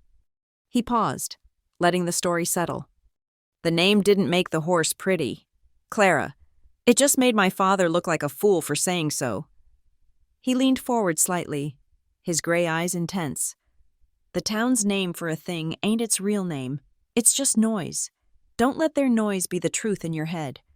Later that afternoon, He found her sitting on the porch step, the small paring knife in her lap. She was running her thumb over the worn wooden handle, her expression distant. He came and stood before her, not speaking for a long moment. Then he crouched down, bringing himself to her level. "Show me," he said. She looked up, confused. "Show you what?" "Your knife, how you'd hold it, if you had to." Hesitantly, she gripped it. Her knuckles were white, her hold awkward and uncertain. He shook his head, a gesture that was patient, not critical. "No, too tight. You'll lose it, or cut yourself. And you're holding it like a stick. It's not a stick." He held out his own hand, palm up. "Let me see it." She placed the small knife in his large, calloused palm. It looked like a child's toy there. "The way you want to hold it," he said, his voice low and practical, "is like it's a part of your own hand, an extra finger, a sharp one." He adjusted his grip, his thumb flat along the spine of the blade, his fingers curled loosely around the handle. "And you don't keep it in a bag." He stood up and pulled back the sleeve of his canvas shirt. "There's a fold here," he said, pointing to the inside of his forearm, just above the wrist. "If you sew a small leather sheath, just a slip of it, onto the inside of your sleeve, the knife will sit there, out of sight. It won't fall out if you do it right." He looked down at her. "It's not for fighting. It's for peace of mind. Just knowing it's there. That's a habit worth having." He handed the knife back to her. He had accepted her choice. More than that, he had helped her make it more her own. As she took it, she looked around the small, dusty ranch yard. She looked at the cabin, with its newly washed curtains. She looked at the corral, where his horse stood flicking its tail in the sun. She looked at the man crouched before her, teaching her how to be safe on her own terms. And a terrifying thought, sharp and clear as a shard of glass, lodged itself in her mind. "I want to stay here." The realization was so potent it made her feel dizzy. Wanting things was dangerous. Wanting made you weak. Wanting was the first step toward having something taken away. She was so startled by the intensity of her own desire that she almost dropped the knife. Rowan, meanwhile, was having his own unsettling thoughts. He found himself thinking about the circuit preacher who came through Larkspur twice a year. He imagined riding into town, finding the man, and asking him to come out to the ranch. It would be a simple solution, a few words, a piece of paper. It would shut the mouths in the mercantile for good. It would give her his name, a name that, while not respected, was at least feared enough to be left alone. The thought was so sudden, so impulsive, that he immediately recoiled from it. It was a brute force solution, like using a sledgehammer to set a nail. It was his decision to make, not hers. It was a cage. No matter how well-intentioned, he was angry at himself for his own impatience, for thinking he could solve her problems with a hammer. The town, however, was not finished with them. The next morning, when Clara opened the door to fetch the water, a piece of folded, dirty paper lay on the threshold. It must have been slipped under the door in the night. Her blood went cold. She knew, even before she touched it, that it was poison. She picked it up. It was cheap, rough paper, torn from a ledger. The words were scrawled in an angry, semi-literate hand. The ink was smeared, as if the writer had been shaking with rage or drink. It was a single, venomous sentence. "You ruined woman." The words seemed to lift off the page and burn themselves onto her mind. She swayed, her hand going to the doorframe for support. Rowan was at the stove, pouring coffee. He saw her freeze, saw the color drain from her face. "What is it?" he asked, his voice sharp with concern. She couldn't speak. She just held out the piece of paper, her hand trembling. He strode over, took it from her, and read it in a single glance. His face went utterly still, becoming a mask of cold, controlled fury. He didn't curse, he didn't rage. His stillness was far more frightening. He walked past her, out onto the porch, the piece of paper held between his thumb and forefinger as if it were something diseased. Clara followed, watching. her heart in her throat. He knelt by the fire pit, where the embers from last night's supper fire still glowed faintly. He took a tinder and struck a spark, coaxing a small flame to life. He held the corner of the note to the flame. The paper caught, curling and blackening. The hateful words were consumed by fire, turning to ash. As the note burned, he looked at her. The tiny dancing flame was reflected in his dark, furious eyes. In that moment, Clara saw her own pale, frightened face mirrored in his gaze, surrounded by a cleansing fire. He was not just burning a piece of paper. He was burning the town's judgment. He was burning her shame. When the note was nothing but a black, fragile wisp, he dropped it into the pit. Then he stood up and ground the ashes into the dirt with the heel of his boot. A final, definitive act of annihilation. He turned to her. "Their words are ash," he said, his voice quiet but absolute. "They have no power here." That night, they sat by the hearth long after the meal was done. The fire was lit against the evening chill, its light soft and warm. They didn't speak. There were no words for the ugly thing that had happened, or for the quiet, fierce way he had dealt with it. After a long silence, Clara, driven by a need for simple, human comfort, leaned her head against his shoulder. He did not stiffen. He did not pull away. He accepted the gesture as if it were the most natural thing in the world. After a moment, he reached out and took her hand. His fingers laced through hers, his thumb rubbing slow, soothing circles on the back of her hand. They sat like that for a long time, two solitary people, a man who had learned silence in a barn and a woman who had learned it in a loveless house. His warmth seeped through her cold bones. It was not a cure, but it was a comfort. That night, for the first time, Clara dreamed a beautiful dream. She dreamed she was standing in the cabin, but it was different. Sunlight streamed through the windows, and the windows were not bare. They were dressed in soft, white lace curtains, the kind she had seen once in a picture book, the kind that made a house look like a home. In her dream, she reached out to touch the delicate fabric, and it felt real. She woke in the gray light of dawn with the feeling of the dream still clinging to her, a phantom warmth, and then a wave of shame, so sharp and cold it made her gasp, washed over her. How dare she? How dare she dream of lace curtains for this place? How dare she wish for beauty, for softness, for a home? She was a ruined woman. She was the name on the note. She was a survivor, a scavenger, living on borrowed time in a stranger's house. She was not the kind of woman who got to have lace curtains. The dream had been a lie, and she was ashamed of herself for wanting, for even a moment, to believe it. The quiet of the Broken Lantern Ranch was a lie. It was a small, still point in the center of a gathering storm, and the storm was breaking. In Larkspur Crossing, at the Dust Chimney Saloon, the whispers Clara had endured at the Mercantile had festered and grown into a loud, drunken proclamation. The saloon was thick with smoke, the air smelling of stale beer and cheap whiskey. Silas Doone sat at a table, a circle of bored, half-drunk cowboys hanging on his words. He bought a round, his smile glinting in the lamplight.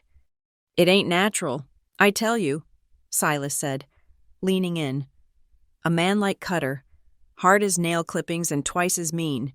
He ain't looked at a woman in 10 years. Then this one shows up, a widow, mind you, fresh from who knows where, and suddenly he's buying flour and coffee for 2. "Heard she's a looker," one of the younger cowboys offered, his voice slurring. "She's something," Silas agreed, his eyes narrowing. "Got him right under her thumb.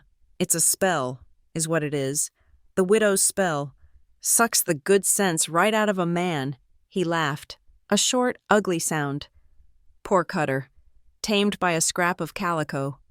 The men laughed with him, the joke bonding them in their shared, cheap superiority.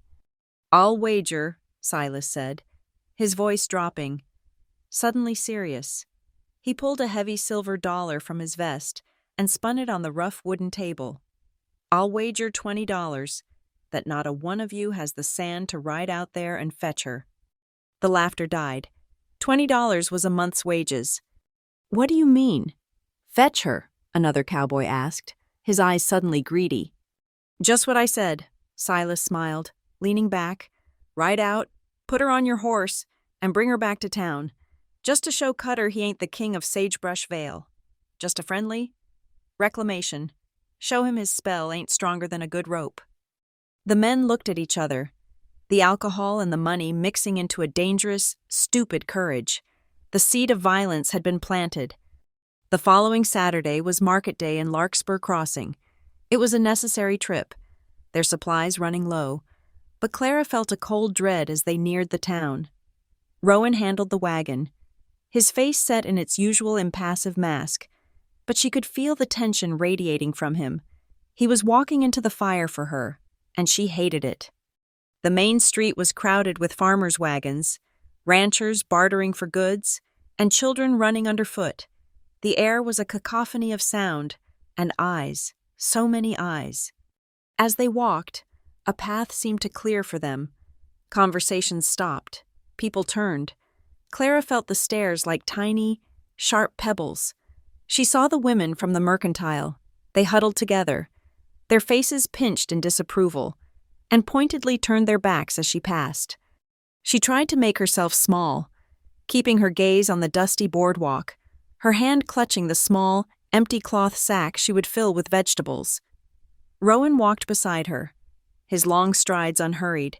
He didn't look left or right, his presence a silent, towering declaration that he did not care, but his very indifference seemed to infuriate the townspeople more.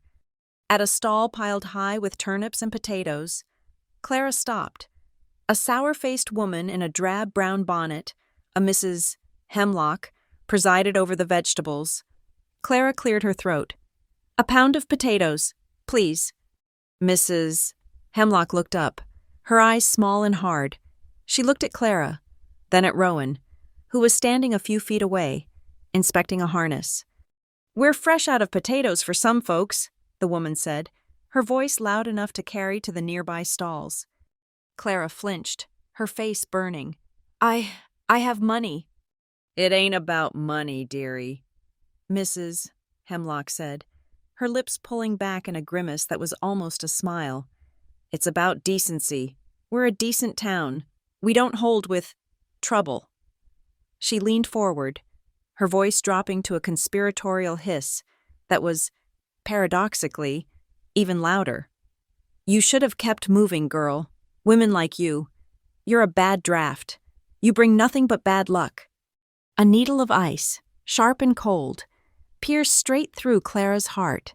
It was the same accusation, the same brand, that had followed her from her old life. She was a curse, a blight. She heard Rowan stop. The sound of him inspecting the harness ceased. She didn't have to look to know he was there. She felt the shadow of his anger fall over the stall. Mrs. Hemlock looked up and her smug expression faltered, her face going pale.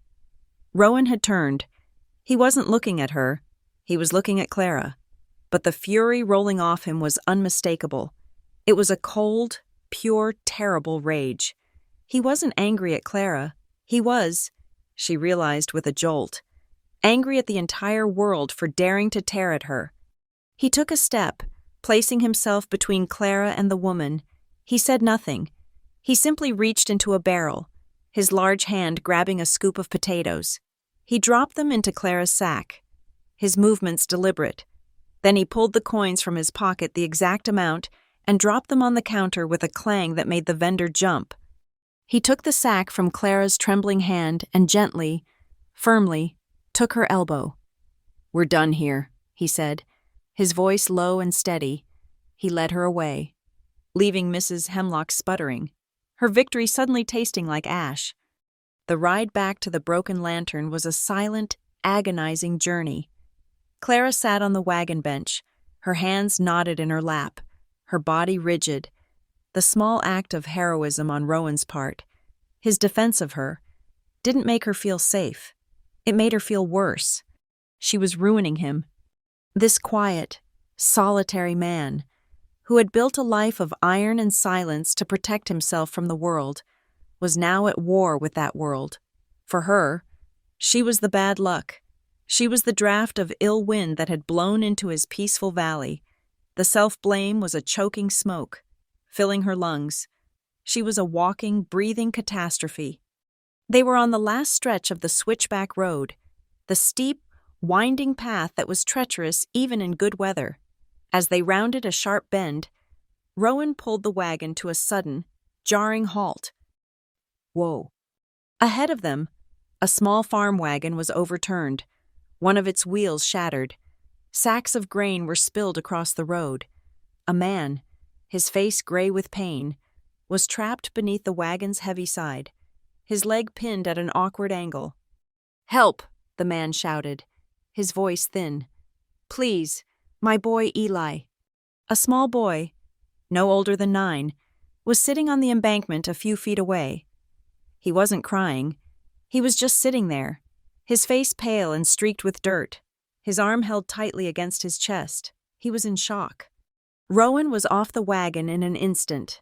"Clara, stay with the wagon," he ordered, his voice all business as he ran toward the trapped man. But Clara wasn't listening.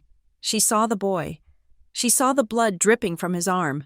She jumped down, grabbing the water canteen from the wagon and her small satchel, the one where she kept her needle, her knife, and a few strips of clean white cloth, the same cloth Rowan had used to bandage her.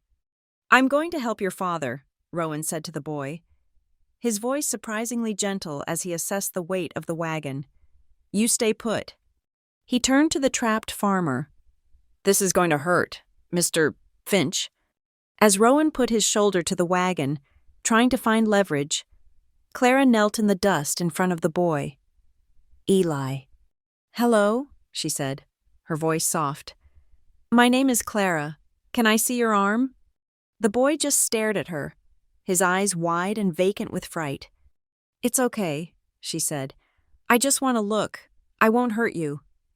She gently, slowly, reached out and touched his good hand. That was a terrible scare. She carefully pulled his other hand away from his chest. There was a long, ugly gash on his forearm, full of dirt and gravel, but the bleeding was already slowing. It wasn't deep, but it was frightening. "Well," she said, her voice calm and practical, "we can't have this. This dirt needs a new home." She uncapped the canteen. "This might be a little cold." She poured the water over the wound, her movements efficient and sure. The boy winced but didn't pull away. She took one of her clean cloths and gently, meticulously, began to clean the gravel from the cut. She wasn't a victim. She wasn't a curse. She was just a pair of hands, doing a job that needed to be done. "You're very brave," she said, not looking at his face, just focusing on the task. "Being brave doesn't mean you're not scared. It just means you're sitting very still while a lady cleans your arm, and you are doing a fine job of it." She finished and wrapped the arm with a clean, tight bandage, just as Rowan had done for her. There, good as new. At that moment, 2 other wagons, also returning from the market, pulled up. Several men, including the one who had served Silas at the saloon, jumped down to help. They saw Rowan straining against the wagon. They saw Clara, kneeling in the dust, tying off the bandage on the boy's arm.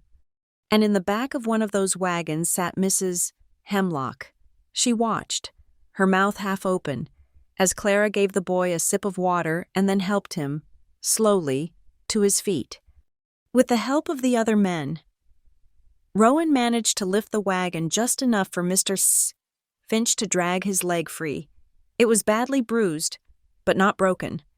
As the men righted the wagon and loaded the grain, Clara stood with the boy, her hand resting on his shoulder. The townspeople who had gathered looked at her, their expressions a mixture of confusion and a new, grudging respect. This was not the shameless, spell-casting widow of their imaginations. This was a woman who knew what to do in a crisis. The solid wall of their prejudice had just developed a large, visible crack. One rider, however, saw the scene and felt only rage. Silas Doone, riding back from town, had paused on the ridge above them. He watched Clara, the center of this new, favorable attention. He saw the respect in the other men's eyes. She was slipping away from the brand he had put on her. His bet was in danger, but more than that, his pride was wounded. He dug his spurs into his horse's side and rode on, his face dark. The sun had set by the time Rowan and Clara got back to the ranch. The exhaustion of the day, the confrontation, and the rescue settled over them like a shroud. Rowan unhitched the team in silence, his movements stiff. Clara went inside, but the cabin no longer felt like a sanctuary. It felt like a target. Later, deep in the night, she was woken by the sound. It was the thunder of hooves, not one horse, but 5 or 6, galloping hard. They were in the valley. They were on the ranch. Rowan was out of his cot before she was even sitting up, the rifle in his hand. He moved to the window, peering out into the darkness. Clara's heart was a cold stone in her chest. They were here. The riders were not charging the cabin. They were circling the perimeter. Just outside the faint line of the corrals, they were whooping, their voices drunken and cruel, the sound carrying on the night air. It was a game. They were testing the fences. Then one rider broke from the pack. He galloped straight for the gate, a dark silhouette against the paler darkness of the prairie. He reined in his horse, which reared, and with a loud yell, he threw something toward the porch. It landed with a soft thud. "It's Dune," Rowan bit out, his voice a low growl. The rider laughed, a sound Clara recognized, and spurred his horse, galloping away into the darkness, his pack of drunken cowards following him. Rowan waited, his body rigid, until the sound of the hooves had faded completely. He set the rifle down, walked to the door, and unbarred it. "Stay inside," he said. She watched from the doorway as he walked onto the porch and knelt. He picked up what Silas had thrown. It wasn't a rock. It was a piece of dirty parchment, wrapped around a heavy bolt. He came back inside, his face unreadable in the moonlight. He unrolled the parchment. The words were scrawled in charcoal, large and crude. "Get the witch out or we'll burn her out." Clara felt the floor drop out from under her. This was it. This was the end. Rowan didn't burn this note. He set it on the table, his movements terrifyingly calm. He walked to the corner and retrieved a long, heavy bar of iron she had never seen before. He had forged it in secret. He slid it into 2 heavy, newly installed brackets on the door, securing it with a thick iron pin. The door was now a fortress. He went to his rifle. He calmly checked the load, added another cartridge, and set it against the wall by his cot, where it was easy to reach. He was not panicked. He was preparing. He was choosing, as he had before, a deliberate, responsible defense, not a reckless, immediate offense. Clara watched him, each movement a hammer blow against her heart. The riders, the note, the new bar on the door, the loaded gun, all of it, because of her. "Rowan," she whispered, her voice shaking so badly she could hardly form the words. He stopped, his back to her. "I'll leave, in the morning, before it's light, I promise." She was crying now, the tears hot and silent. "I'm doing this to you. I'm destroying your home, your life. I'll go. Please, let me go." He stood perfectly still for a long time. The only sound in the room was her quiet, desperate sobbing. Then, he turned. His face was not angry. It was just weary, etched with a sadness so deep it looked like it had been carved from the same stone as Copper Butte. He walked to the table and stood looking down at the ugly note. "This house," he said, his voice low and rough, as if the words were being pulled from the earth. "For 10 years, it was a box, a place to keep the rain off. It was just silent." He looked up, his gray eyes finding hers in the dark. "You," he said, and his voice broke, just for a second. "You're the reason this house has a human sound in it again." It was a confession. It was an admission. It was the most devastating, beautiful, and terrible thing he could have possibly said. He was not just refusing her offer to leave. He was telling her that her presence, the very thing she believed was his curse, was the only thing that made his life bearable. The words hung in the air between them, too heavy to hold, too fragile to touch. She had no answer. He had bared his soul, and it had cost him everything. That night, the new, raw intimacy was a wall, not a bridge. It had exposed them both too much. She lay on her blanket by the hearth. He lay on his cot. And for the first time since she had come to sit at his table, they both slept with their backs to each other. The space between them was a cold, dark void, but in the hearth, the embers of the fire Rowan had banked for the night were not dead. Beneath a layer of gray ash, a small, stubborn core of red pulsed in the darkness, a heart that was not yet, not quite, extinguished. The day that followed the midnight threat was not a day at all. It was a suffocating pause, a long-held breath. The sky was a strange, bruised, greenish yellow, and the air was so heavy it felt like breathing water. No birds sang, no insects chirped. There was only the dead, oppressive weight of the air, thick with unspoken violence. Rowan did not go to the forge. The clang of his hammer, the ranch's steady heartbeat, was silent. It was a silence that felt louder and more terrifying than any threat. He stayed on the porch, his rifle leaning against the wall, never more than a foot from his hand. He mended a piece of harness leather he had already mended twice, his hands working, but his eyes constantly scanning the ridge of Copper Butte, watching for the first puff of dust, the first sign of riders. Clara moved through the cabin like a ghost. She scrubbed the table that was already clean. She folded the blanket he had given her, then unfolded it and folded it again.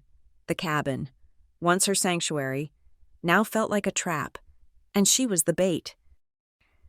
His words from the night before, "You're the reason this house has a human sound in it," were a heavier weight than the threatening sky. He had not just offered her shelter. He had offered her worth, and in doing so, he had bound her to him, guaranteeing his destruction. Silas Doone would not stop. Men like that never stopped. They would come, and they would burn this man in his sleep, all because of her. The guilt was a physical, choking thing, a sickness in her stomach. She had brought the storm, and it was about to break. By late afternoon, the yellow sky cracked open. A low, purple-black mass of cloud rolled in from the north, a roiling, churning wall that looked, as the outline had noted, like hot, forged iron. The wind did not rise. It attacked. It struck the cabin in a single, horizontal blast, a high, thin shriek that rattled the new iron bar on the door. It was the iron-smelling wind he had warned her about, the storm wind. The first drops of rain were not drops at all. They were cold, hard pellets, the size of bullets, that hammered the tin roof with a deafening, metallic roar. Clang, clang, clang. It was an alarm. Clang. It was an... This was her chance. Rowan was outside, his back to the cabin, fighting the heavy barn door, trying to force it closed against the gale before it was ripped from its hinges. Clara moved, her decision absolute. She could not leave in broad daylight. Silas or his men would see her on the road. She could not leave in the quiet of night. Rowan would hear, but in this, a deluge, a war of elements, a chaos of sound and fury, she could vanish.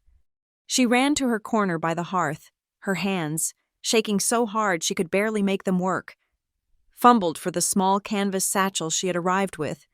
There was almost nothing to pack: the spare chemise she had washed in the creek, the small, dull paring knife he had taught her how to hold, and last, the small, neatly folded white handkerchief he had pressed into her hand.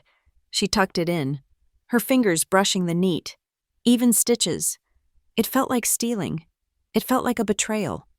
But leaving, she told herself, was the only way. She was the target. If the target was gone, the threat would be gone. She could not let this man, who had shown her the first true kindness of her life, die for her. She looked at the 2 tin cups standing side by side at the sink. She looked at the chair he had set for her at the table. It was the only home she had ever known, and she had to leave it to save it. The cabin door burst open, slamming back against the wall with a crash, and Rowan staggered in, shoving the door closed against the screaming wind. Rain streamed from his hatless head, and his face was a mask of grim determination. The thud of the heavy iron bar sliding into its brackets was a sound of finality. "The wind's trying to tear the frame from the west window," he shouted, his voice barely audible over the roar of the storm on the roof. He grabbed a hammer from his toolbox, his movements quick and efficient. "I need to... Clara." He stopped. The room was empty. He turned his head. The hearth was bare. The blanket he left for her each night was there, folded neatly, but her own, the one she had arrived with, was gone. Her satchel was gone. His mind refused, for one split second, to accept what his eyes were seeing. He looked at the empty spot on the floor, as if staring at it would make her reappear. No. The word was not a thought. It was a physical, visceral, lightning strike of pure dread. She was gone. After his confession, after the threat, she was out there, in the storm, alone. He didn't grab his hat. He didn't grab his rifle. He ran to the door, tore the heavy iron bar, the bar he had forged to keep the world out from its brackets, and threw it to the floor. It clattered, unheard, in the din. He ripped the door open and plunged out into the blinding horizontal rain. "Clara." His voice was a raw, desperate sound that the wind immediately snatched from his mouth and tore to shreds. The world was a churning, gray void of water and noise. The wind shoved at him, a physical blow, trying to force him back. He lowered his head and pushed into it, his eyes scanning the yard. Not the barn, not the creek, the gate. She would be running for the switchback road. Clara. She had made it, perhaps 50 yards. It felt like a lifetime. The gate that marked the edge of his property, the one that led to the road, was a skeleton of wet wood. 20 feet ahead of her, the rain was so cold it burned, plastering her thin calico dress to her skin in an instant, stealing her breath. She was not just walking, she was fighting. The very earth of Sagebrush Vale, the mud that she had tried to make a home on, had turned against her. It was a thick, greedy, sucking mire that clung to her worn-out shoes, pulling at her ankles, trying to drag her down with every step. She felt as if the valley itself was wrapping her in chains, refusing to let her go. She reached the gate, her lungs on fire, her body numb. She fumbled with the simple rope latch, her fingers too cold, too useless. Clara. The sound was behind her. It was not the wind. It was a human roar of such pure, primal force that it cut through the storm. She whimpered, pulling uselessly at the wet, swollen rope. "Let me go. Let me go." A hand, hard and heavy as forged iron, clamped down on her shoulder. She was spun around.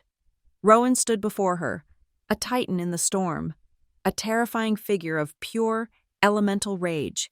His hair was plastered to his skull, water streaming down his face, which was contorted in a mask of anger and fear. "Enough." The word was a low, violent command. It was not a request. It was the end of all argument. He gripped both her shoulders, his fingers digging into her soaked dress, holding her steady as the wind tried to tear her from his grasp. The grip was not brutal, but it was absolute. It was decisive. He was not letting her go. "Let me go!" she screamed, twisting, trying to fight him. Her fists beat weakly against his chest. "You don't understand. They will burn you. They will kill you. I have to go." "No!" he roared back, his face inches from hers. He gave her a single, hard shake to stop her struggles, to force her to see him. "You don't run. Not from this, not from me." His voice dropped, became something more desperate, more raw, as he tried to bore the words into her very soul. "Don't run from the only safe place you have." The words struck her, shattering the last of her defenses. The fight went out of her, all at once, as if her strings had been cut. Her body went limp in his grasp. The tears she had been holding back for days, for weeks, for years, finally broke free. A hot, agonizing flood that the cold rain instantly washed away. "It's not safe," she sobbed, her voice a broken, animal wail. "Nowhere is safe. I am not safe. Don't you understand?" She struck his chest with her open hand, a weak, defeated, despairing blow. "I have never been safe. Not for one single day of my life. Not even in my own skin." The raw, unadulterated pain in her voice cut through his anger like a knife, extinguishing it instantly. He saw her. He saw her not as a woman running away, not as a source of trouble, but as a terrified, cornered creature, shivering, exposed, and utterly broken by a world that had only ever hurt her. His expression, the hard, angry lines of his face, dissolved. It was replaced by a deep, aching tenderness that was almost painful to look at. The storm still raged around them, a deafening, violent chaos. But in the small, sacred space between their two bodies, the world went utterly still. "Clara," he said, his voice now a low, gentle rumble, barely audible under the roar of the wind. He released her shoulders, and his arms came around her, pulling her against his solid, warm chest.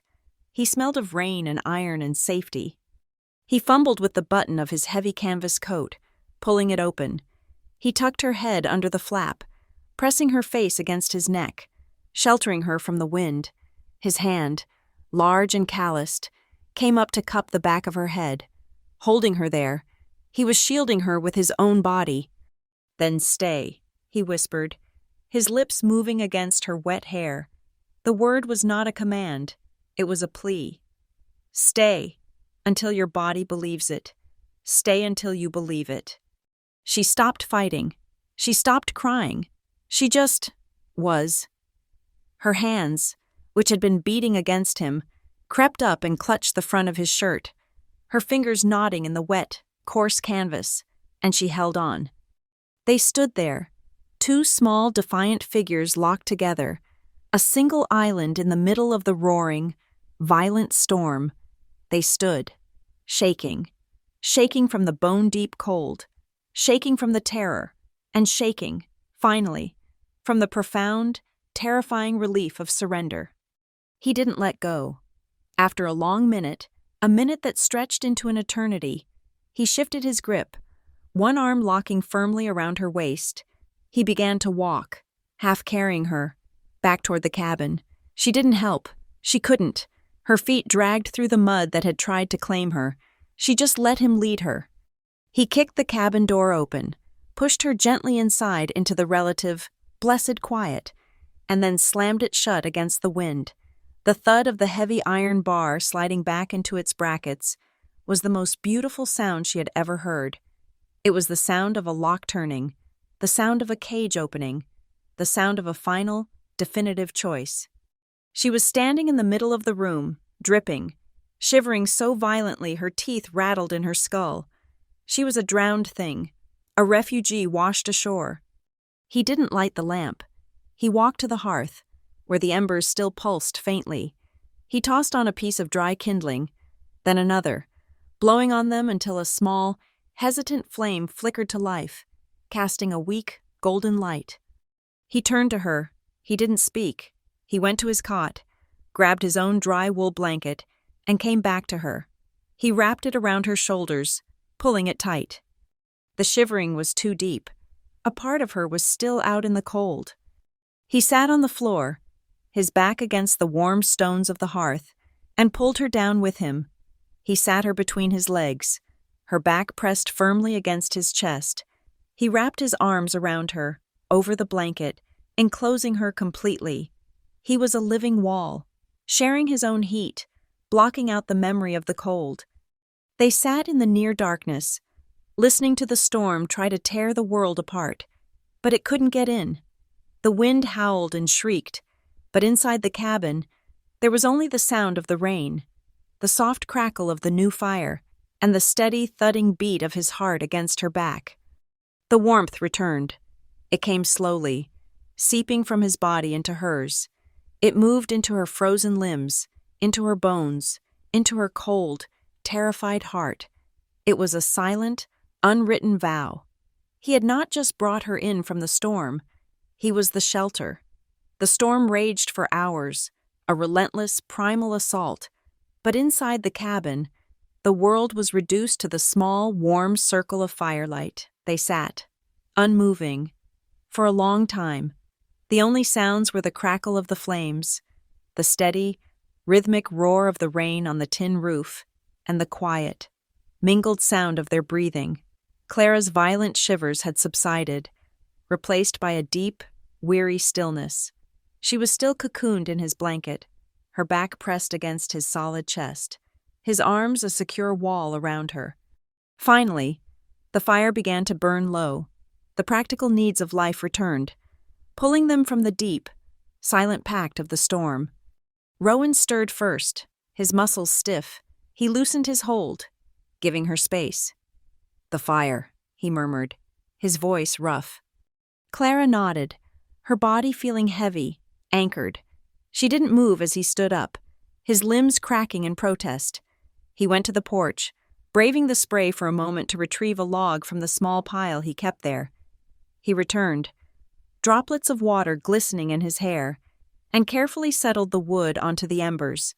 Sparks flew, and a new, bright flame licked up the dry bark. The light illuminated the cabin. It was a mess. A puddle of water was spreading from where they had stood. Her thin, soaked calico dress and his canvas coat lay in a heap by the door. He saw them, then looked at her. "You'll catch your death if you stay in those," he said. He meant her clothes, still damp beneath the blanket. He went to his chest and retrieved his own clean, dry work shirt, the one she had mended. He held it out to her, his gaze averted, offering her privacy even in this small, shared space. "Put this on. I'll hang yours to dry." While she turned her back to the room, huddled by the fire and wrapped in the blanket, and quickly changed beneath its cover, he gathered their soaked garments. He hung her thin dress on a peg near the hearth, then hung his own heavy coat on the peg beside it. The two garments, his and hers, dripped onto the stone floor, steaming in the heat, side by side. He moved to the stove, his motions deliberate, grounding. He was making coffee, the smell of it, dark and rich, a sudden, comforting intrusion into the storm-charged air. He poured the steaming liquid into the 2 tin cups. Clara was sitting on the floor again, her knees drawn up, the huge dry wool shirt swallowing her. It smelled of him, of lye soap and wood smoke. He walked over and crouched, holding one of the cups out to her. She reached to take it. Her fingers were still cold, stiff. His were warm from the fire in the cup. As she took it, her trembling, icy fingertips brushed against his strong, calloused hand. It was not a rushed or accidental touch. It was a slow, deliberate contact. He did not pull away. He let his hand linger for a half-second, a silent transfer of warmth and strength. She wrapped her hands around the hot tin, the heat a painful, welcome shock. He remained crouched, holding his own cup, staring into the new fire. The silence was full, no longer empty. "I didn't," he started, his voice a low rumble. "I didn't run after you just because of them, because of Dune." She looked at him over the rim of her cup, waiting. He let out a long, slow breath. "This cabin, it was a place I hid in. From my old man's noise, from the town's noise, it was just quiet." He looked around the room, at the small, mended curtains, at the clean floor. "It wasn't kindness, Clara, what I did, letting you stay." He finally looked at her, his gray eyes raw with a truth he had never spoken. "It was selfish. I haven't had a peaceful day in this place in 20 years, not until you came." He shook his head, as if baffled by his own words. "It's not kindness. It's the peace you brought. I couldn't let you run off with it." His confession landed in her heart, not with a crash, but with a quiet, settling weight. It was not pity that bound him to her. It was need, a need that matched her own. Her gaze followed his. She looked around the small room, but she was seeing it for the first time. She saw the gingham curtains, the ones she had washed and mended, now glowing in the firelight. She saw the stove, scrubbed free of its rust, and the 2 tin cups, always placed together on the sink. She saw the neat stitches on the shirt she was now wearing. This was not his space she had invaded. This was a home she had helped build. Every corner of it held a trace of her hand, her work, her quiet persistence. He saw the recognition in her eyes. He had confessed his need. Now, he had to ask for the decision. He set his cup on the hearthstone. His voice was as soft as breathing, as unadorned and essential as the stone and wood around them. Stay. It was not a command. It was not a plea. It was a fact. Like the fire is hot, like the storm is loud. Stay. Clara looked at him, at this hard, solitary man, his face now completely open, completely vulnerable, all the ghosts of her past, the voices from the mercantile, the cruel, leering face of Silas Doone, the memory of her husband's hand. They all rose up, a shrieking chorus of no. They told her she was a curse, she was bad luck, she was ruined. And then she looked at Rowan, who had run into a storm for her, who had told her his secrets, who saw her not as a curse, but as peace. She gave a single, small nod. It was the barest of movements, a tiny inclination of her head, but it was the heaviest, most powerful decision of her life. It was an anchor dropping, catching hold in the bedrock, strong enough to hold her against any storm.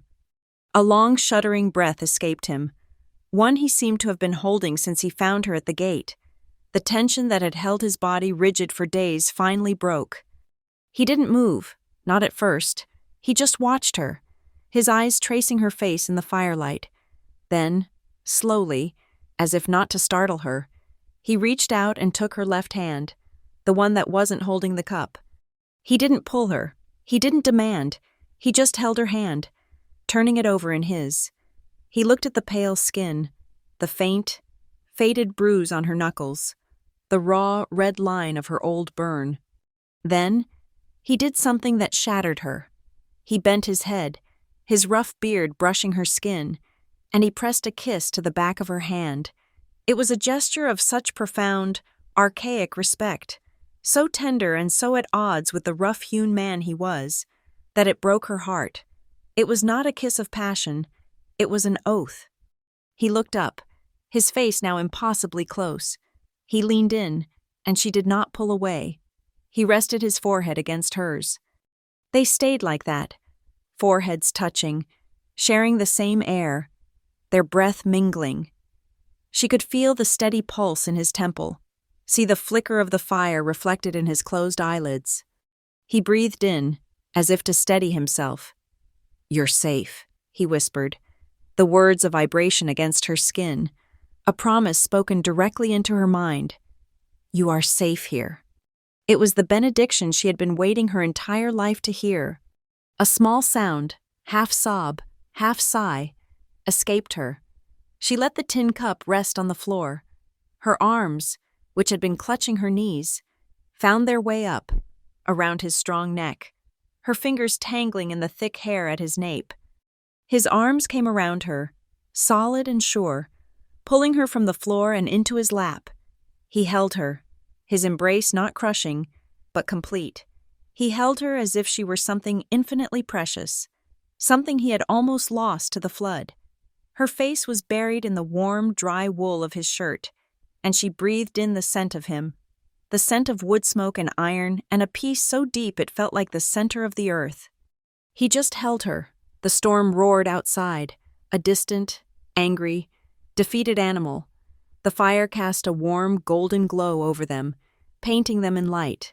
Their breathing, at first shaky, began to deepen, falling into a shared, quiet rhythm. The cabin was filled with a new, profound silence, the silence of two broken things, finally, holding each other together. The morning broke clear and sharp. The sky scrubbed a brilliant, aching blue. The storm had passed, washing the world clean. Clara woke first. She was on her blanket by the hearth, which was now just a pile of pale, soft ash. She was alone. For one dizzying, terrifying second, she thought she had dreamed it the storm, the confession, the embrace. Then she saw him. He was at the sink, his back to her. He was shirtless, his broad back and shoulders catching the new morning light. He was washing, the cold pump water sluicing over his face and neck. He was real. He finished, splashing the water from his face, and reached for a rough, small towel. He dried himself, his movements brisk, and then he hung the towel on a wooden peg driven into the wall. Next to it was a second, empty peg. He turned and saw her awake. He didn't speak, just looked at an identical clean towel, one she had hemmed, sitting folded on the table, a silent invitation. She stood, her body aching, but in a good way, a way that felt real. She went to the sink, poured the cold water into the basin, and washed her own face, the water shocking her into the new day. She picked up her towel and, without hesitation, hung it on the empty peg next to his. 2 towels, side by side, a small, domestic, unassailable fact. Rowan put on a fresh shirt. He strapped his gun belt to his hips, a daily habit, but it felt different this morning. It was the tool of a protector, not a recluse. He put on his hat. "I have to ride to town," he said. Her stomach tightened. "Rowan." "It's all right," he said, cutting off her fear. "It's just business. I won't be long." He walked to the door, slid the heavy iron bar free, and paused. "Stay inside. Keep the door barred. I'll be back before noon." He left. She watched from the window as he rode, not east, away from town, but west, straight toward Larkspur Crossing. He was riding, she realized, to find the preacher. He was riding to make his vow a public fact. He was going to build her a fortress of his own name. She was alone, but for the first time in her life, she was not afraid. She barred the door as he had asked and turned to face the cabin, her cabin, their cabin. She went to the pantry. She had work to do. She pulled out the sack of flour, the cornmeal, the lard. She began to mix. Her hands sure and steady. She built a new fire in the stove. Her movements practiced. She was not the clumsy, frightened creature who had arrived here weeks ago. An hour later, she pulled a small, cast-iron skillet from the oven. In it sat a perfect, golden-domed loaf of cornbread. It was round, it was high, and not a single edge was burnt. She took it out onto the porch, into the brilliant, clean sunlight. As she set it on the rail to cool, a sound trilled from the fence line, a meadowlark. Its song a cascade of bright, liquid notes. It was the first bird she had heard since the storm, a natural, clear-voiced signal of a new dawn. Miles away, on the high ridge of Copper Butte, a lone rider sat on his horse, his body stiff with cold and rage. Silas Doone had waited out the storm, convinced the night would deliver him his prize. He had watched the cabin all morning, waiting for the woman to run, for the man to break. He had just watched Rowan Cutter ride, not away from the world, but straight into it, his back straight, his purpose clear. He had watched Clara come out onto the porch, not as a victim, but as a mistress of her home, bringing bread into the sunlight. He saw the 2 towels hanging by the open window. He saw the wisp of domestic smoke rising from the chimney. He had lost his money, his bet, his threats. They had all amounted to nothing. He had tried to burn them out, and all he had done was forge them together. He spat, a bitter, futile gesture, and yanked his horse's head around, swallowing his defeat. He rode away, disappearing over the ridge, a sour, vanquished shadow in the bright new morning. The dust of Rowan's departure had barely settled before Clara began to see a new dust cloud on the horizon. It was small, slow-moving, a single, deliberate plume rising against the vast, clean-washed blue of the sky. It was too slow for a rider, too small for a wagon. Her heart, which had just begun to beat with a steady, hopeful rhythm, began to hammer against her ribs again. Was it one of Doone's men, a scout? She barred the door, as Rowan had instructed, and watched from the small, clean window. The dust cloud drew closer, following the same winding path of the switchback road. It was a thread, she thought, a single, dusty thread being pulled from the town, stitching a new fate to the front door of the Broken Lantern Ranch. It was a mule, a patient, plodding gray mule, and on its back sat a man in a dusty black coat, his shoulders slumped with a gentle, weary piety. He was a small, bird-like man with a fringe of white hair and a face as wrinkled and kind as an old leather Bible. It was the circuit preacher, Father Michael. Clara's hand flew to her mouth. This was it. This was Rowan's business. He hadn't ridden into town to confront anyone. He hadn't gone for supplies. He had gone to make a public declaration, to build a wall of law and decency around her. She fumbled with the heavy iron bar, her hands shaking, and pulled the door open just as the preacher was dismounting, his joints creaking. Rowan was right behind him, riding his roan. He had met the preacher on the road and escorted him the final mile. Rowan dismounted, his movements economical as always. He gave the preacher a curt nod. "Father?" "Rowan," the preacher replied, his voice dry as the dust on his coat. "It is a fine morning the Lord has made." He looked at the cabin, at the 2 towels hanging side by side, at the perfect loaf of cornbread cooling on the rail. His kind, knowing eyes then settled on Clara, who stood frozen in the doorway.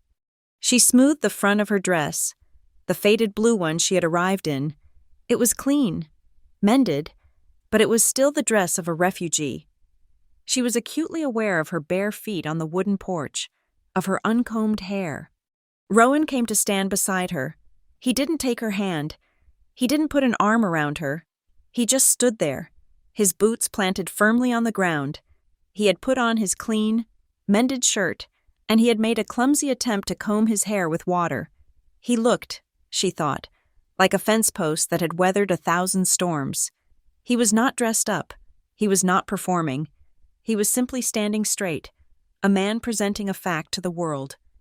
But as the preacher began to tie his mule to the hitching post, a final, cold sliver of fear pierced through Clara's resolve. The ghost of her own unworthiness rose up, whispering its poison. This was too much. This man, who had survived so much, was now shackling himself to a curse, to her. She turned to him, her voice a desperate, terrified whisper so that the preacher could not hear. "Rowan, no, please, don't do this."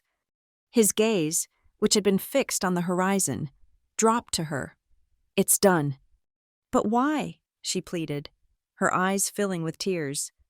"You don't have to. You can't. You can't do this out of pity. I won't be a burden you have to carry out of pity." Rowan looked at her, his face utterly serious. The last of his defenses, the final wall of his solitude, seemed to dissolve in the bright morning light. He slowly, deliberately, opened his hand, showing her his empty, calloused palm. It was the hand of a worker, a maker, a man who built things to last. "It is not pity," he said, his voice low and rough with an emotion she had never heard before. "Before you came, my life didn't have a name. It was just empty space. It was the time between sunrise and sunset, the time between one piece of iron and the next." He took a half-step closer, his gray eyes holding hers, willing her to understand. "Clara," he said, speaking her name like a prayer. "It is the right name for my life. Since you came, you are its name." The words struck her with the force of a physical blow, not of pain, but of a profound, shattering truth. He was not offering her a space in his life. He was telling her that she was his life. The fear, the ghosts, the whispers of the town, they all turned to ash and blew away in the gentle valley breeze.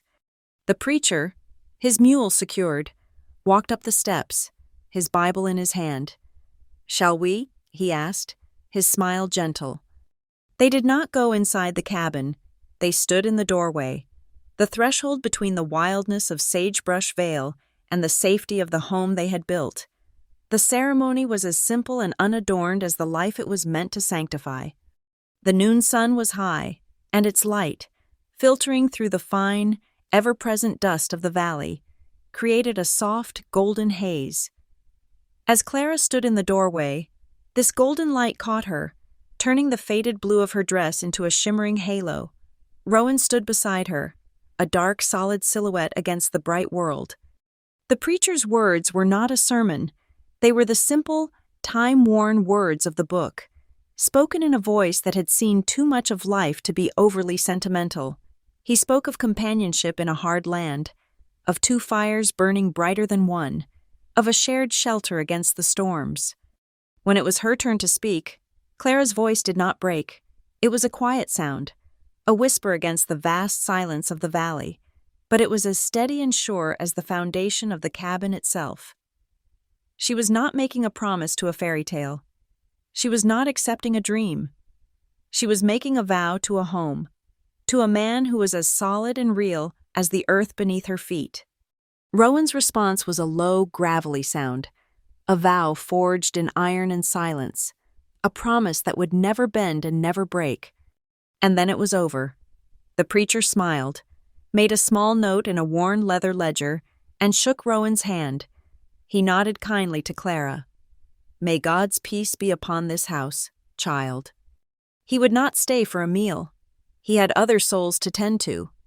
Miles down the road, they watched as he untied his mule, mounted with a weary groan, and began his slow, patient journey back the way he had come, a small, black-coated figure disappearing into the vast, sun-drenched landscape. He was gone. They were alone. The silence that settled over the ranch was different from any that had come before. It was not the empty silence of solitude, nor the tense silence of fear. It was a soft, warm, comfortable quiet, like a newly knitted wool blanket.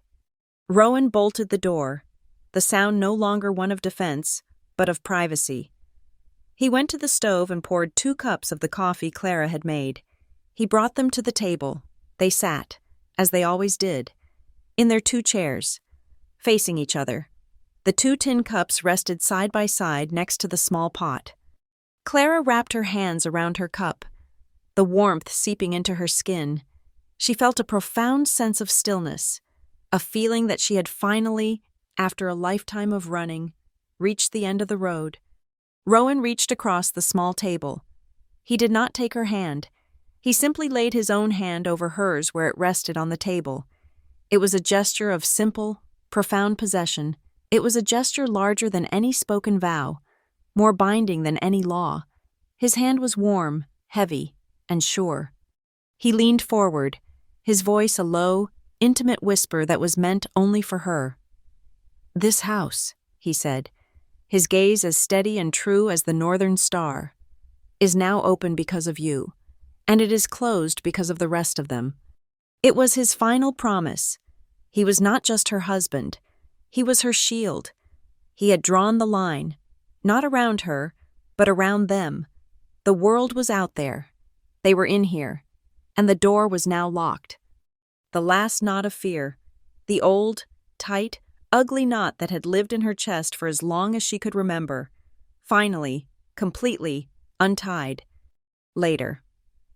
As the afternoon sun began to dip toward the high ridge of Copper Butte, they stood together on the porch. The heat of the day was softening, and a gentle breeze, smelling of sage and clean earth, whispered up the valley. Clara leaned her head against Rowan's shoulder. His arm came around her, pulling her close against his side. It felt like the most natural place in the world. They stood in comfortable silence, looking out over the wide, peaceful expanse of Sagebrush Vale. This was the same valley where a storm had tried to tear her away. This was the same land where men had ridden with threats in the night. But now, the wind was just a whisper. The shadows were just the coming of a peaceful night. She looked up at his face, at the hard, unsmiling lines of his profile, and a small, almost imperceptible smile touched her own lips. It was not a smile of giddy joy. It was the quiet, confident, deeply peaceful smile of a woman who had finally found her armor, and it was the four walls of a simple log cabin. She looked at the rough, silent man beside her, the man who had faced down the world for her, who had publicly, finally, and irrevocably refused to let her leave, not with chains, but with the unbreakable strength of his own honor. Thank you so much for listening to this story. I'd love to know where you're listening from, so please drop a comment below to say hello and share your thoughts. Don't forget to subscribe to my channel, Wild West Stories 1850, like this video. And if you really enjoyed it, please consider hitting the hype button to help this story reach more listeners.